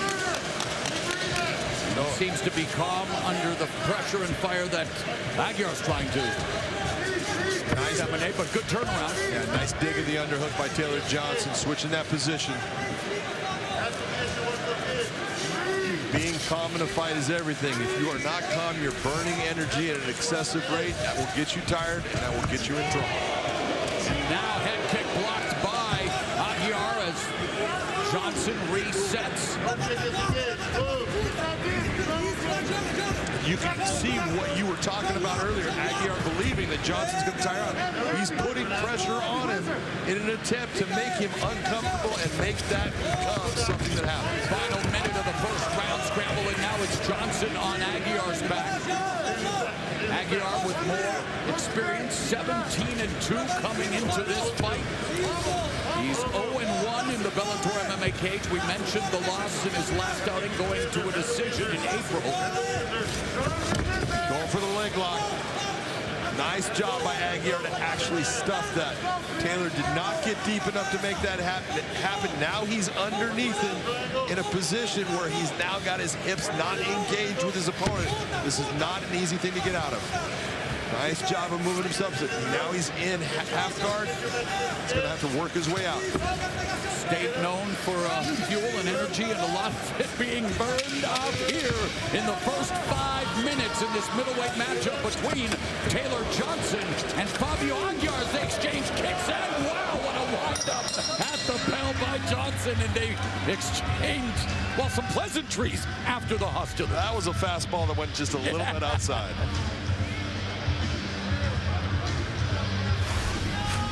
Here comes the head kick. If you remember, Taylor Johnson brings this kick up. That landed, was the end of the toes, end of the foot, so it didn't have all the power that it would have had if it was towards that foot or shin. But that knee right there, bringing the knee up inside, he landed a lot of good shots against. That was a nice high kick. A lot of good shots by Taylor Johnson. No doubt about that round. Taylor Johnson took it. Aguiar's putting pressure. We'll see if that starts to make a difference in the second. How did your unofficial scorecard read? Let me look at it over there. Like I just said, Taylor Johnson took that round. Oh, I didn't listen. Sorry. I was being told something. You never listened to it. Well, I was listening to it in my head. I apologize.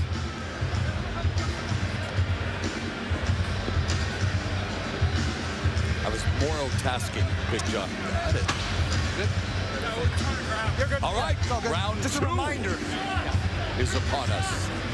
Fabio Aguiar, will his prediction come true? Did Taylor Johnson expend too much energy in that first 5 minutes? It was a grueling round.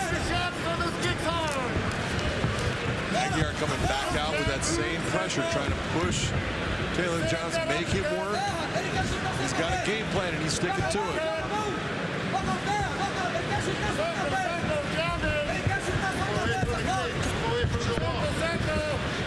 Now Aguiar trying to put the pressure on, but Johnson able to roam freely here on the sprawling plains of the Bellator MMA cage in South Dakota. Oh, nice 1-2 executed by Aguiar. One thing about the MMA cage, there is a lot of acreage for you to move within, and so it's hard to cut someone off. And speaking of cut, beautiful right there delivered by Taylor Johnson.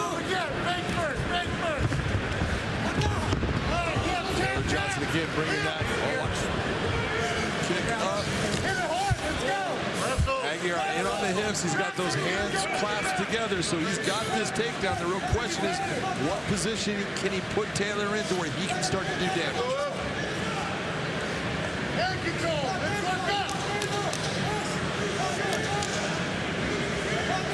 For Aguiar, he does have 5 submission wins. And as he has Johnson's back, he does have 2 rear naked chokes, but Johnson back on his feet. Minute and a half gone in the second. Level changed by Aguiar. Level changed by Aguiar, but he did not get where he wanted to be. And a lot of that was based upon the cage. And there's blood now on the back of Johnson, which is telling you where it's coming from. There you go. Aguiar needs to let go of that leg. He is not in a position to hold on to that. You see that leg that Johnson, good job by Aguiar to get his leg free from Johnson's. Right now, kind of stuck with his arm underneath the right leg of Taylor Johnson.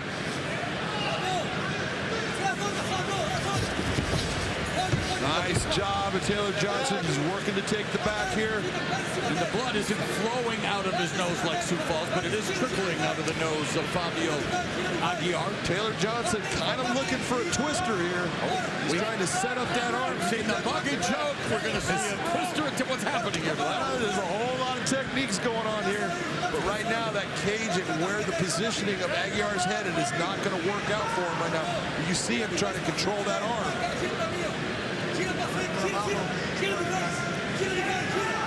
So many techniques, John. So many. And there's so many ways to attack your opponent in MMA. That's what makes it so special. You see Aguiar trying to move himself into that. His leg is stuck. So right now, because of his left leg being in the position it is, now he can turn his hips. He should have turned his hips. Taylor Johnson goes back to controlling that leg. Get the other hook in your right side. Go under the arm. Aguiar, who, again, now setting up shop at Team Pitbull Brothers for Taylor Johnson. This is normally a position we talk about getting your head high. Taylor Johnson was never able to get his head up off of that mat, which made it to where Aguiar was able to spin inside his guard. Now he's in the top position. And Johnson, of course, training in the Pacific Northwest. Fabiano Skerner coaching out of American Top Team Portland. Outstanding coach. Got a lot of top talent coming out of that area. But this is not the position that Taylor Johnson ever wants to be in. So what it is saying is that Fabio Aguiar is starting to make his game plan work. He's starting to wear Taylor Johnson down, and he's starting to take advantage of positions in this fight. Now being in the guard, Taylor Johnson needs to open that guard and start to either put foot on hips, swing towards an arm bar submission. He's got to do something. He can't sit here and keep his back on the mat. Aguiar started training Brazilian Jiu-Jitsu at 14, is a BJJ black belt with 5 of his 17 victories coming via submission, but now putting the pressure from top position in the closed guard, and now Johnson is controlling the posture, but even when Aguiar was able to separate him, Johnson trying to deliver elbows from the bottom.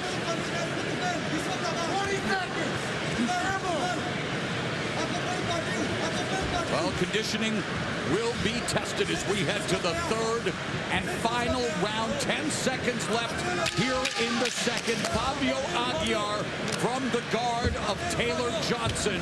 Some ground and pound as Johnson able to scramble to his feet before the bell.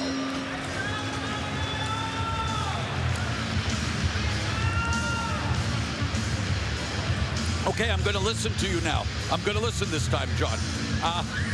How do you have it after 10 minutes? Right now, I have this fight. I have it even. I think that Aguiar, using his game plan, is starting to wear Taylor Johnson out. He got into some positions where Taylor was able to do some work, but I thought Aguiar overall did the best. One-on-one in rounds.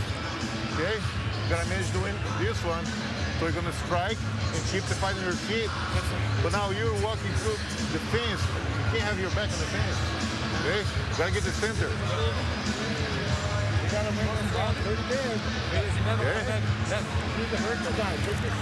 You're seeing Aguiar having his nose worked on. Watch what happens here when he's taking Johnson down, his face scrapes down against the cage, and that's what made his nose have a problem there.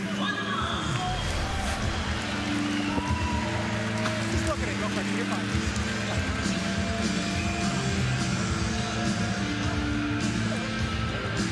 Got it, got it. You're good? Making sure. No, the cage is meant for the fighter's safety, really, to keep them inside. Been dangerous This has happened in the Bellator cage twice now because Jason Jackson hurt his eye against Neiman Gracie. He's here tonight. Yes, he is. But you're right, so the cage is becoming a foe. All right. Hugging it out before they slug it out. I thought it was a good, nice big right hand. Taylor Johnson on cue, unloading the heavy artillery on Fabio Aguiar. I thought it was a very good move by Taylor Johnson's coach, Fabiano Scrivener. He told him, you lost that round, you need to go get this one. And he just got chopped down with that low outside leg kick by Aguiar, and Aguiar back on top position.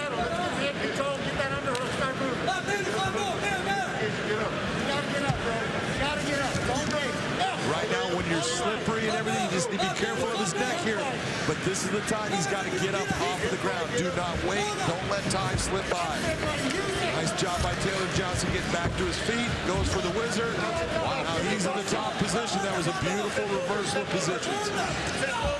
Nice explosive reversal by Johnson. A minute gone here in the final frame. Our final fight of the preliminary portion of our card from Sanford, Pentagon in Sioux Falls, South Dakota.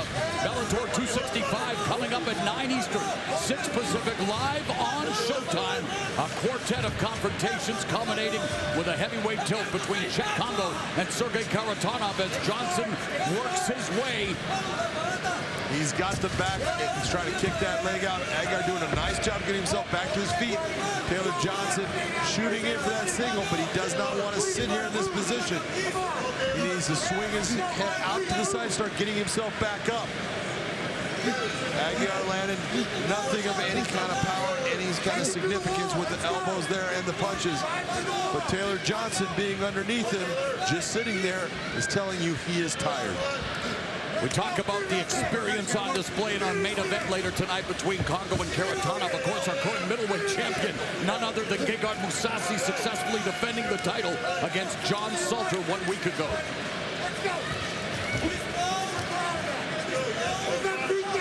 And that's the journey that both Johnson and Aguiar would like to one day be a part of, that championship journey. But there's a long road to hoe, as they say, Mr. McCarthy. Yes, there is. To get into those nether regions of that atmosphere. Midway through the final round. Aguiar right now, he wants to get rid of that right arm and come around the back of Taylor Johnson.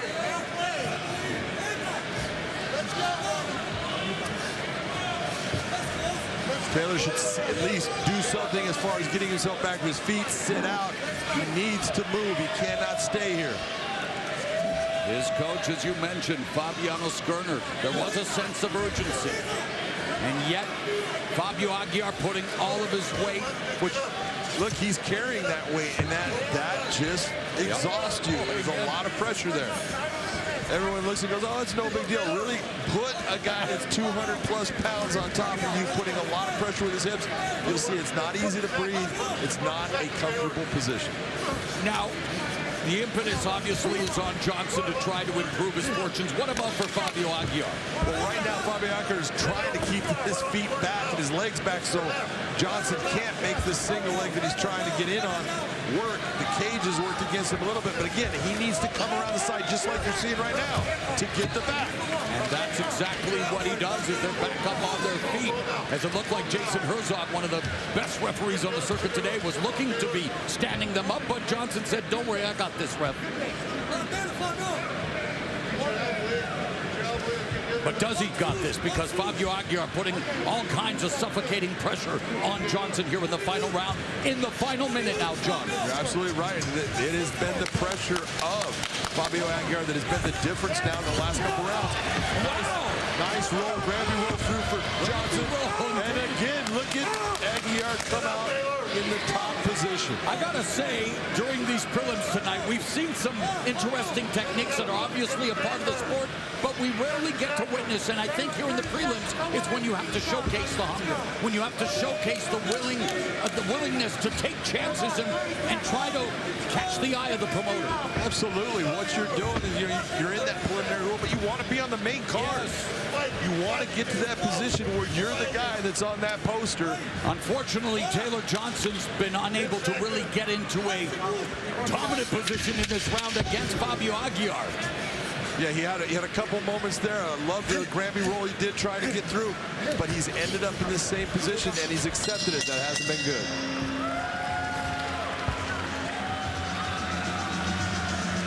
Very good fight. Very smart fight by Fabio Aguiar. Tough fight by Taylor Johnson. He did a lot of good things in this fight. He landed some big shots. It's going to be interesting which way the judges see this. And regardless of the outcome for Fabio Aguiar, obviously a move to Team Pitbull Brothers has improved his stock, and it speaks highly to what Patricio and Patricky have done, not only for their fighters, but for the sport and for the promotion of Bellator MMA. Oh, they've been fantastic. You take a look at everything they've accomplished and the fact that their school, all the people that go there get better. That is saying something about the training they do, the emphasis on technique, and that's what you saw today. And meanwhile, Fabiano Skerner has done a great job of producing high-level fighters out of the Pacific Northwest, including Taylor Johnson. Guys like Austin Vanderford, Paige Van Zandt, all of them coming out of that area with Fabiano. Vanderford will challenge Gegard Mousasi for the Bellator MMA middleweight championship. So here we are in the middleweight division, at 11-0 as we take a look at the stats from what was 15 minutes of fighting between Taylor Johnson and Fabio Aguiar. And this is what we were talking. This started taking over in the second round with that pressure. Look at the strike difference, 49. Look at the ground control, the takedowns. It's going to Aguiar. That's why I thought he won the fight. As much of a mental fight as a physical one when you got all that pressure on you.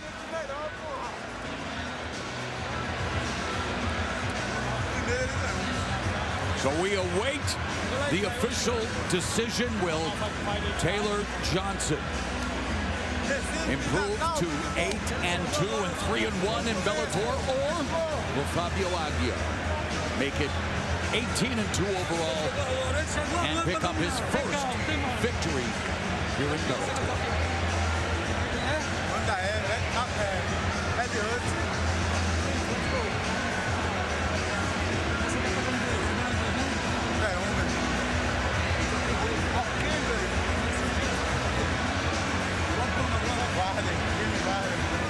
Has there been enough of delay to say split decision yet, John? You know what? I hate to say it. That's you. When someone has a hard time adding, I'm going, oh, come on. I believe there's now, you know, we set the clock. Okay, wait a minute. How much time are they taking? Usually means.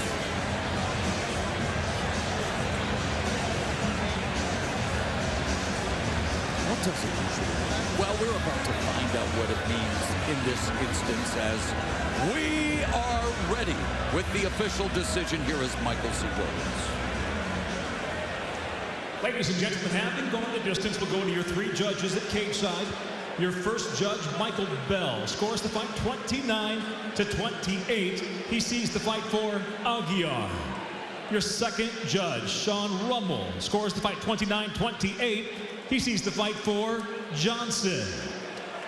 Your third and final judge at cage side, Ron McCarthy, scores the fight 29-28 for the winner by split decision, Fabio Aguiar. Well, Fabio Aguiar, hard-fought fight. They both are, again, exchanging all the respect. They forged respect after going 15 hard minutes. Ed Suarez there celebrating with Fabio Aguiar. And did someone say split decision before going to Michael C. Williams? What'd you think of the result? And yeah, I know your son Ron McCarthy doing a fantastic job as always. What do you think of his scoring of this fight? Well, let's just be honest. You had Mike Bell and Ron McCarthy going with a 29-28 for Fabio Aguiar. Those are guys that do big fights all over this country. You had the local judge that went with Taylor Johnson. He just doesn't understand the scoring the way it's supposed to be. Enough right now. Just needs a little bit more information, and they're going to give him that information right now. Well, the information that matters to Fabio Aguiar is the victory. Picks up his first win here in Bellator MMA. The prelims are over, but we are just getting started. Coming up live on Showtime at 9 Eastern, 6 Pacific, Bellator 265, the main event. Number 3 ranked heavyweight Czech Kongo takes on the always dangerous Sergey Kharitonov. Logan Storty looks to bounce back from his first career setback in his home state of South Dakota against Bellator MMA newcomer Dante Skiro. Marcelo Gome meets Billy Swanson in heavyweight action, and the undefeated Jornel Lugo meets Keith Lee in our opener. We'll see you at 9 Eastern, 6 Pacific on Showtime. Prepare for impact. Hard-hitting Czech Kongo is on the hunt for a title shot. There's the power! When he squares off against seismic striker Sergey Kharitonov. Oh, big shot! Who's got the goods in this quest for heavyweight supremacy? Brace for the impact. Bellator MMA live tonight on Showtime, where warriors rule.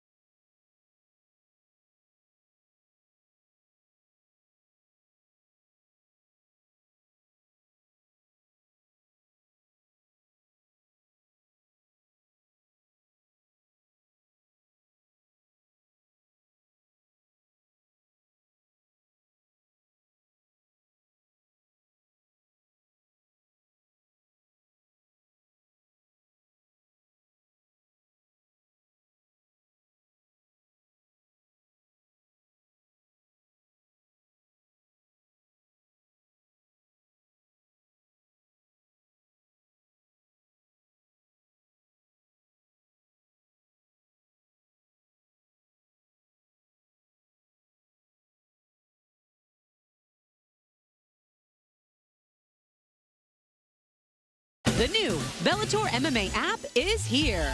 New look, new features, new fights. Watch live weigh-ins and prelims, share your fight picks, earn points and badges as you rank up to the heavyweight division, and stay up to date on events, rankings, and news. For all of the latest features, download the new Bellator MMA app. Available on the Apple Store and Google Play.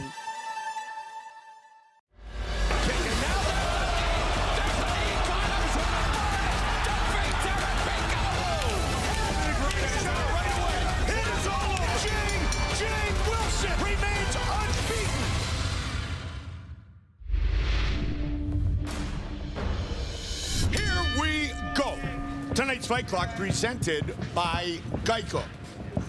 Red gloves for the Maori Kid, J.J. Wilson, Sergio Dabari, 33 years old, in the blue gloves.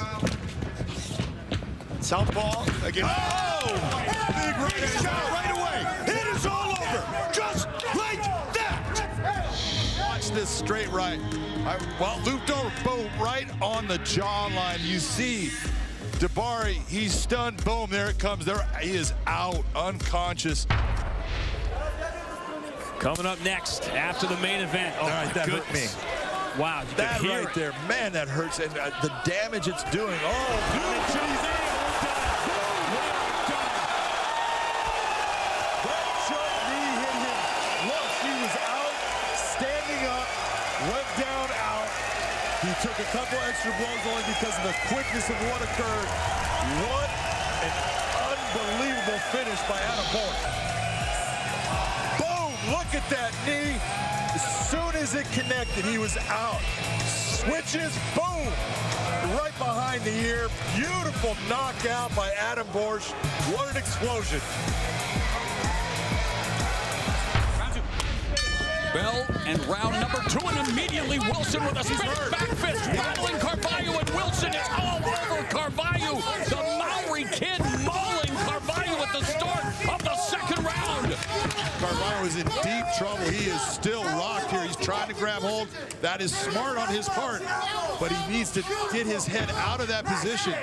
Carvalho has been stopped due to strikes twice in his fight, including in his last outing, losing his first fight here in Bellator to Patricio Pitbull, but he seems to have, well, attempted to recover, now looking for that takedown, but the elbows continue to come from Wilson. His elbows are coming, and Pedro is still rocked. Look at him step over for that mount position. Full mount achieved by J.J. Wilson. Fight out of there. Ground and pound. Wilson looking for his 8th consecutive win, and he gets it in round 2. The biggest triumph of his career. J.J. Wilson is the truth. Watch the start of this round. Boom! There goes a spinning back fist. It was more the forearm that caught him, but it still hurt Pedro Carvalho. You could see him get rattled by that shot. You see JJ, once he steps over, he's got that arm in position. He opens up from the mount. You see Carvalho trying to stop all of the shots. He gets to that side, and when you see the side, referees don't like to see a guy floundering with his legs up in the air, taking shots, unable to stop those shots, and that's why Kevin McDonald comes in and puts an end to this contest. The second round, and Boric is going to have to try to find a way to get back to his feet and create separation. He does need to create separation. He's all over him like a spray tan. He's got that good tan from Florida. Come on, man. A minute 13 now left, and there's that head kick, and now there's the knee! There's the knee! Caught him! Boric just caught Pico with the knee! Boric defeats Eric Pico! Mamma mia! Oh my God! Incredible turn of events here at Madison Square Garden. Pico got dropped with that left knee. That was a huge shot. He's starting to try to defend himself, but he's unable to stop what Adam does. That shot right there, look at his arms. Flops down, he is out at that moment. So you guys watching at home, what you want to do is you want to be able to see Mario wants to stay on the side where the arm was underneath his armpit, because that side he can't, it's harder to be choked on. For JJ, he wanted to keep him on that choking side. He starts to reach it. JJ has that. It is all over. J.J. Wilson remains unbeaten. Take a look at this finish. Has the back, and you see him. Allowed Mario to move up. He's just sitting, waiting to move that into an armbar. Gets himself in position, pushes the hand away. Look at control of the head, extends the arm. Beautiful. Armbar submission. Look at that extension, Josh. Controlling the wrist. There's some hammer fist by Boric. Less than 30 seconds left in the round. Boric looking to close the show. Curran shutting up, blocking. Hammer fist by Boric. And Curran, the veteran, trying to neutralize the youngster, trying to survive the round. Curran blocking a lot of those blows, but some of them are getting through. A lot of them are getting through, but now the wing blocking. Back in there, Pat. Keep moving. And Boric just drop beating on Curran. Here comes Adam Borch's flying knee. Watch him bring that left knee up. Boom. It touches him. I don't think it hurt him that bad, but he was already being pushed back. But systematically, Borch starts landing these shots. He's blocking a lot of them, but some get through, and when it's hitting the glove, and the glove is against his head, it's still rattling his brain. You see the heavy elbows down here? He's starting to change what Pat Curran was doing. Then he becomes nothing more than a guy accepting damage. And that's why you hear Frank Trigg say you got to fight back. He doesn't see it. And he made up his mind that he was stopping the fight just as the bell rang. You see exactly what we're talking about. George Juarez explodes to get out of that. And you see J.J. Wilson just allowing it to ride, going after the Kimura right here. Looking for another first-round finish. See him now bringing that arm up. Juarez got the arm. He's going to try to control that arm with his leg. Unable to do it. Going after the rear naked choke now. It's over. It is all over. Just like that. Takes the back. Looks for the Kimura grip here. Starts to put pressure on him. Brings him over. Tried to lock up the arm. Wasn't able to, but it didn't matter. Brings his arm across and gets that rear naked choke that he is so good with. You can see how tight that squeeze is. No hand for you to grab. Can't unlock it. You are done. Yeah, nice. Beautiful change of levels by Silva getting down there. He had a nice combination to open up Borsch, then change level, but he's in trouble here. Borsch has got great position, and he's got that in time. That's tight, Mike. And it's all over! Adam Borsch with the submission victory! Wow! You see, Jose Aldo Silva goes for the takedown. Those elbows hurt, and he stops. And when you stop in a fight, and your opponent's moving, you're going to lose positions. He loses it. We get the hooks in by Adam Borsch. That choke is deep. That rear naked choke is set. There's nothing he can do. You see that hand locked behind. It's a little bit on his head, but he was not going to get that pass. Great job by Adam Borsch. 5th career win by submission.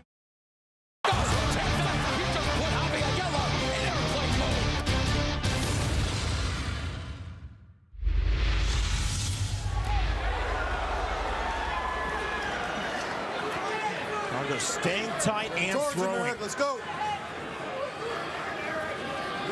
All defense played by Eric Smith. All offense from Czech Kongo. Oh, that's a good right hand. Big knee now from Kongo. And if Kongo turns it on here, he can get the stoppage. That's it. And there it is. John McCarthy has seen enough. Look at these knee strikes. Blocking, but it doesn't matter. That power still transfers and gets through. That right hand, that was the beginning of the end. I think John McCarthy saw that that punch hurt him. Eric Smith just covering up here. Like I said, it weren't big fight-ending shots, but the sequence. He never let Eric Smith back in the fight. Good stoppage. Not even a warning of a stand-up from Anderson. And that's the appropriate call. Czech Kongo staying very busy here. No question. Look at the activity with the right hand. Kongo just missing with that elbow.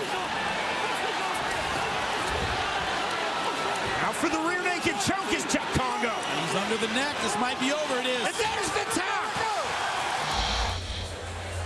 From the mount, sat up to unload. LeVar Johnson trying to take advantage, but ended up exposing his back. And look at the left arm here. The left hook not even in. Doesn't matter. They call it the lion killer for a reason. Once it's locked on, not a lot you can do but tap. 7 by knockout, 2 by submission. And he's coming off the first round finish, as I mentioned earlier, of Javier Ayala. He was in a really good mood, John, when we visited with him a couple of days ago. Said he feels great. He's working harder than he has ever worked. And, of course, a training partner with Rampage, who's coming off his victory over the Axe Murderer. Well, you could take a look at Kongo and you realize, well, he's an athlete, no doubt about it. But it's a bad position for Tim Johnson. And it is all over, just like that. Tim Johnson goes at him. He gets stunned with a shot that actually glances off the top of his head, ends up underneath him, takes a couple more shots. Referee comes in, stops it. He's not defending himself. You take big shots from a big man like Czech Kongo, they are gonna hurt. Position here, you see him open up. His head is trapped. Arm is trapped by his leg. Not responding. That's why Todd Anderson stops the fight.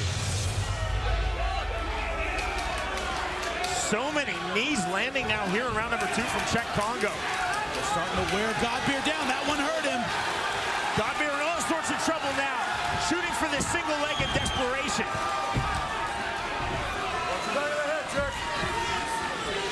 Kongo continuing to throw. It's just bullying him into the fence here. Oh, that's a big knee. Kongo just unloading with those knees. That is it! Against the fence, look at the knees. That one to the gut. Those hurt Godbeer for sure, but that one was the beginning of the end to me. Up against the fence, these last 2 to the knee. Look at the head snap back. Those knees to the chin. Look at it again, bang. That head pops up. You know how hard he's hitting him with that shot. That one, that right knee right to the chin. That was all she wrote. The rest are just icing on the cake, Sean. And what people want to see is performance. I try to tell fighters all the time, I know you want to win, but you got to perform. And so far, we have seen Javier Ayala trying to push the pace, trying to create a fight, while Czech Kongo content to just neutralize Javier Ayala. It is exactly what he's doing. It's a perfect analysis of it. There's a kick from Kongo. And over. Oh, big shot. He's hurt. There's the power. Straight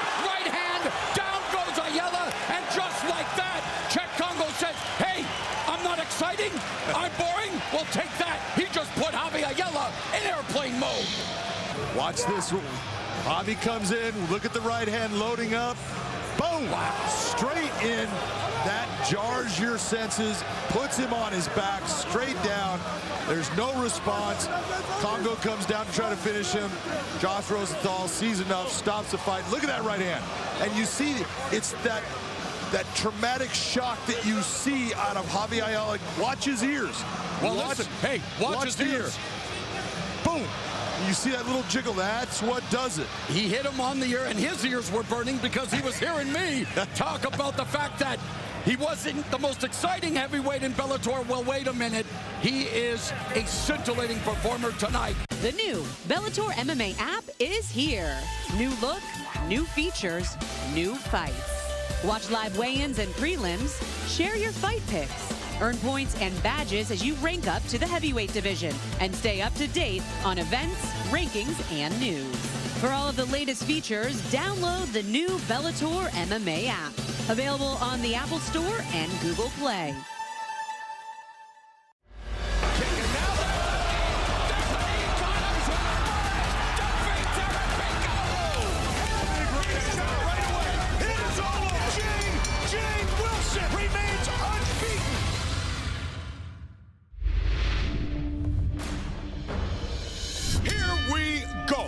Tonight's Fight Clock presented by Geico. Red gloves for the Maori kid, J. Wilson, Sergio Dabari. 33 years old in the blue gloves. Southpaw again. Oh! Big right shot right away. It is all over. Just like that. Watch this straight right. Well, looped over. Boom. Right on the jawline. You see Dabari, he's stunned. Boom, there it comes. There, he is out, unconscious. Coming up next, after the main event. Oh, all right, that hurt me. Wow, you that right there, man, that hurts. And the damage it's doing. Oh, beautiful. That short knee hit him. Look, he was out, standing up, went down, out. He took a couple extra blows only because of the quickness of what occurred. What an unbelievable finish by Adam Bourne. Boom! Look at that knee. As soon as it connected, he was out. Switches, boom! Right behind the ear. Beautiful knockout by Adam Bourne. What an explosion. Bell and round number 2, and immediately Wilson with a spinning back fist, rattling Carvalho, and Wilson is all over Carvalho. The Maori kid mauling Carvalho at the start of the second round. Carvalho is in deep trouble. He is still rocked here. He's trying to grab hold. That is smart on his part, but he needs to get his head out of that position. Carvalho has been stopped due to strikes twice in his fight, including in his last outing, losing his first fight here in Bellator to Patricio Pitbull, but he seems to have, well, attempted to recover, now looking for that takedown, but the elbows continue to come from Wilson. His elbows are coming, and Pedro is still rocked. Look at him step over for that mount position. Full mount achieved by J.J. Wilson. Fight out of there. Ground and pound. Wilson looking for his 8th consecutive win, and he gets it in round 2. The biggest triumph of his career. J.J. Wilson is the truth. Watch the start of this round. Boom! There goes a spinning back fist. It was more the forearm that caught him, but it still hurt Pedro Carvalho. You could see him get rattled by that shot. You see JJ, once he steps over, he's got that arm in position. He opens up from the mount. You see Carvalho trying to stop all of the shots. He gets to that side, and when you see the side, referees don't like to see a guy floundering with his legs up in the air, taking shots, unable to stop those shots, and that's why Kevin McDonald comes in and puts an end to this contest. The second round, and Boric is going to have to try to find a way to get back to his feet and create separation. He does need to create separation. He's all over him like a spray tan. He's got that good tan from Florida. Come on, man. A minute 13 now left, and there's that head kick, and now there's the knee. There's the knee caught him. Boric just caught Pico with the knee. Boric defeats Eric Pico. Mamma mia! Oh my God! Incredible turn of events here at Madison Square That was a huge shot. He's starting to try to defend himself, but he's unable to stop what Adam does. That shot right there, look at his arms. Flops down, he is out at that moment. You guys watching at home, what you want to do is you want to be able to see Mario wants to stay on the side where the arm is underneath his armpit, because that side he can't, it's harder to be choked on. For JJ, he wanted to keep him on that choking side. He starts to reach it. It is all over. J.J. Wilson remains unbeaten.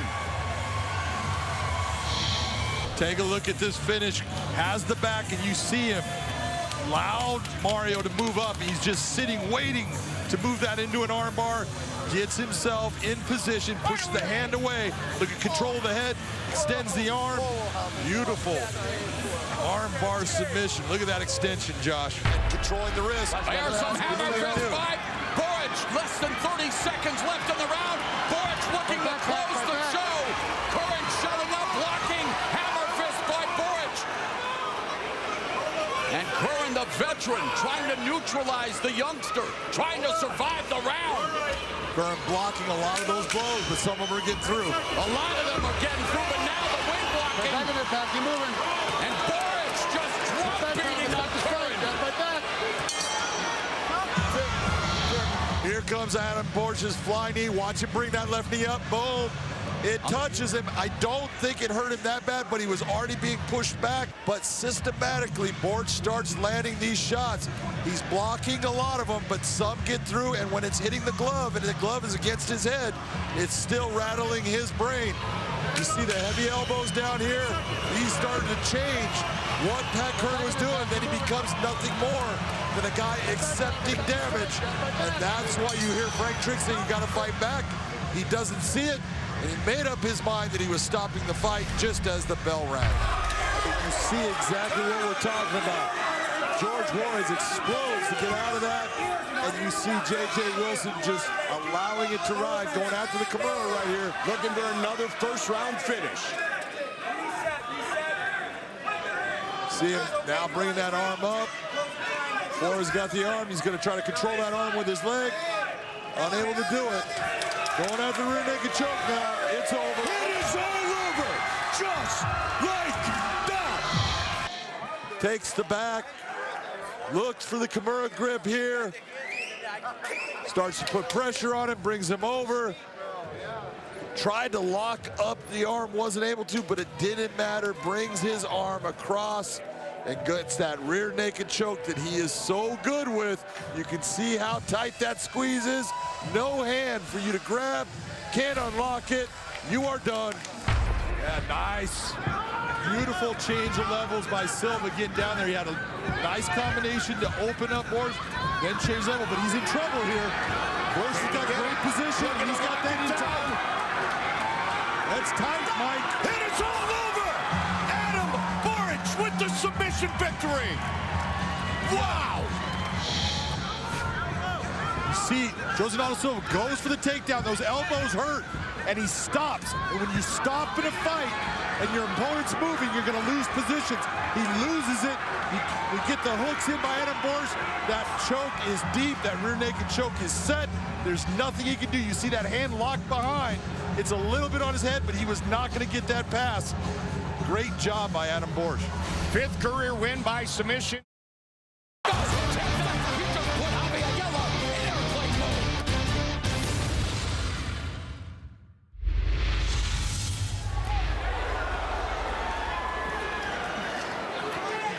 Staying tight and throwing. Let's go.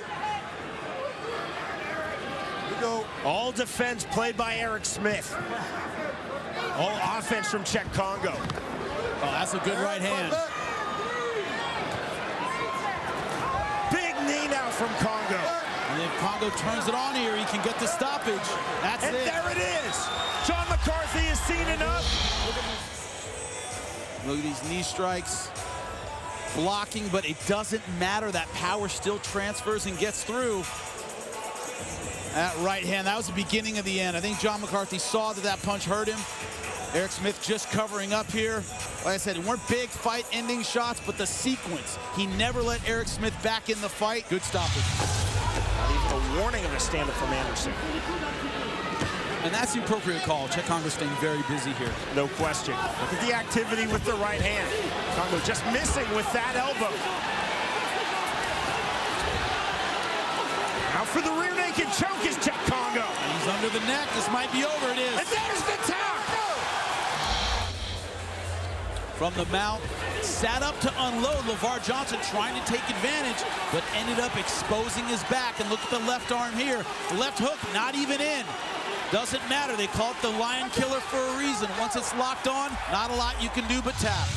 7 by knockout, 2 by submission. And he's coming off the first round finish, as I mentioned earlier, of Javi Ayala. He was in a really good mood, John, when we visited with him a couple of days ago. Said he feels great. He's working harder than he has ever worked. And, of course, a training partner with Rampage, who's coming off his victory over the Axe Murderer. Well, you could take a look at Kongo and you can realize, well, he's an athlete, no doubt about it. It was a bad position for Tim Johnson. And it is all over, just like that.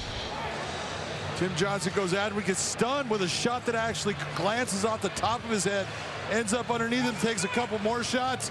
Referee comes in, stops, and he's not defending himself. You take big shots from a big man like Czech Kongo, they are gonna hurt. Position here, you see him open up. His head is trapped, arm is trapped by his leg, not responding. That's why Todd Anderson stops the fight. So many knees landing now here in round number 2 from Czech Kongo. They're starting to wear Godbeer down. That one hurt him. Godbeer in all sorts of trouble now, shooting for this single leg in desperation.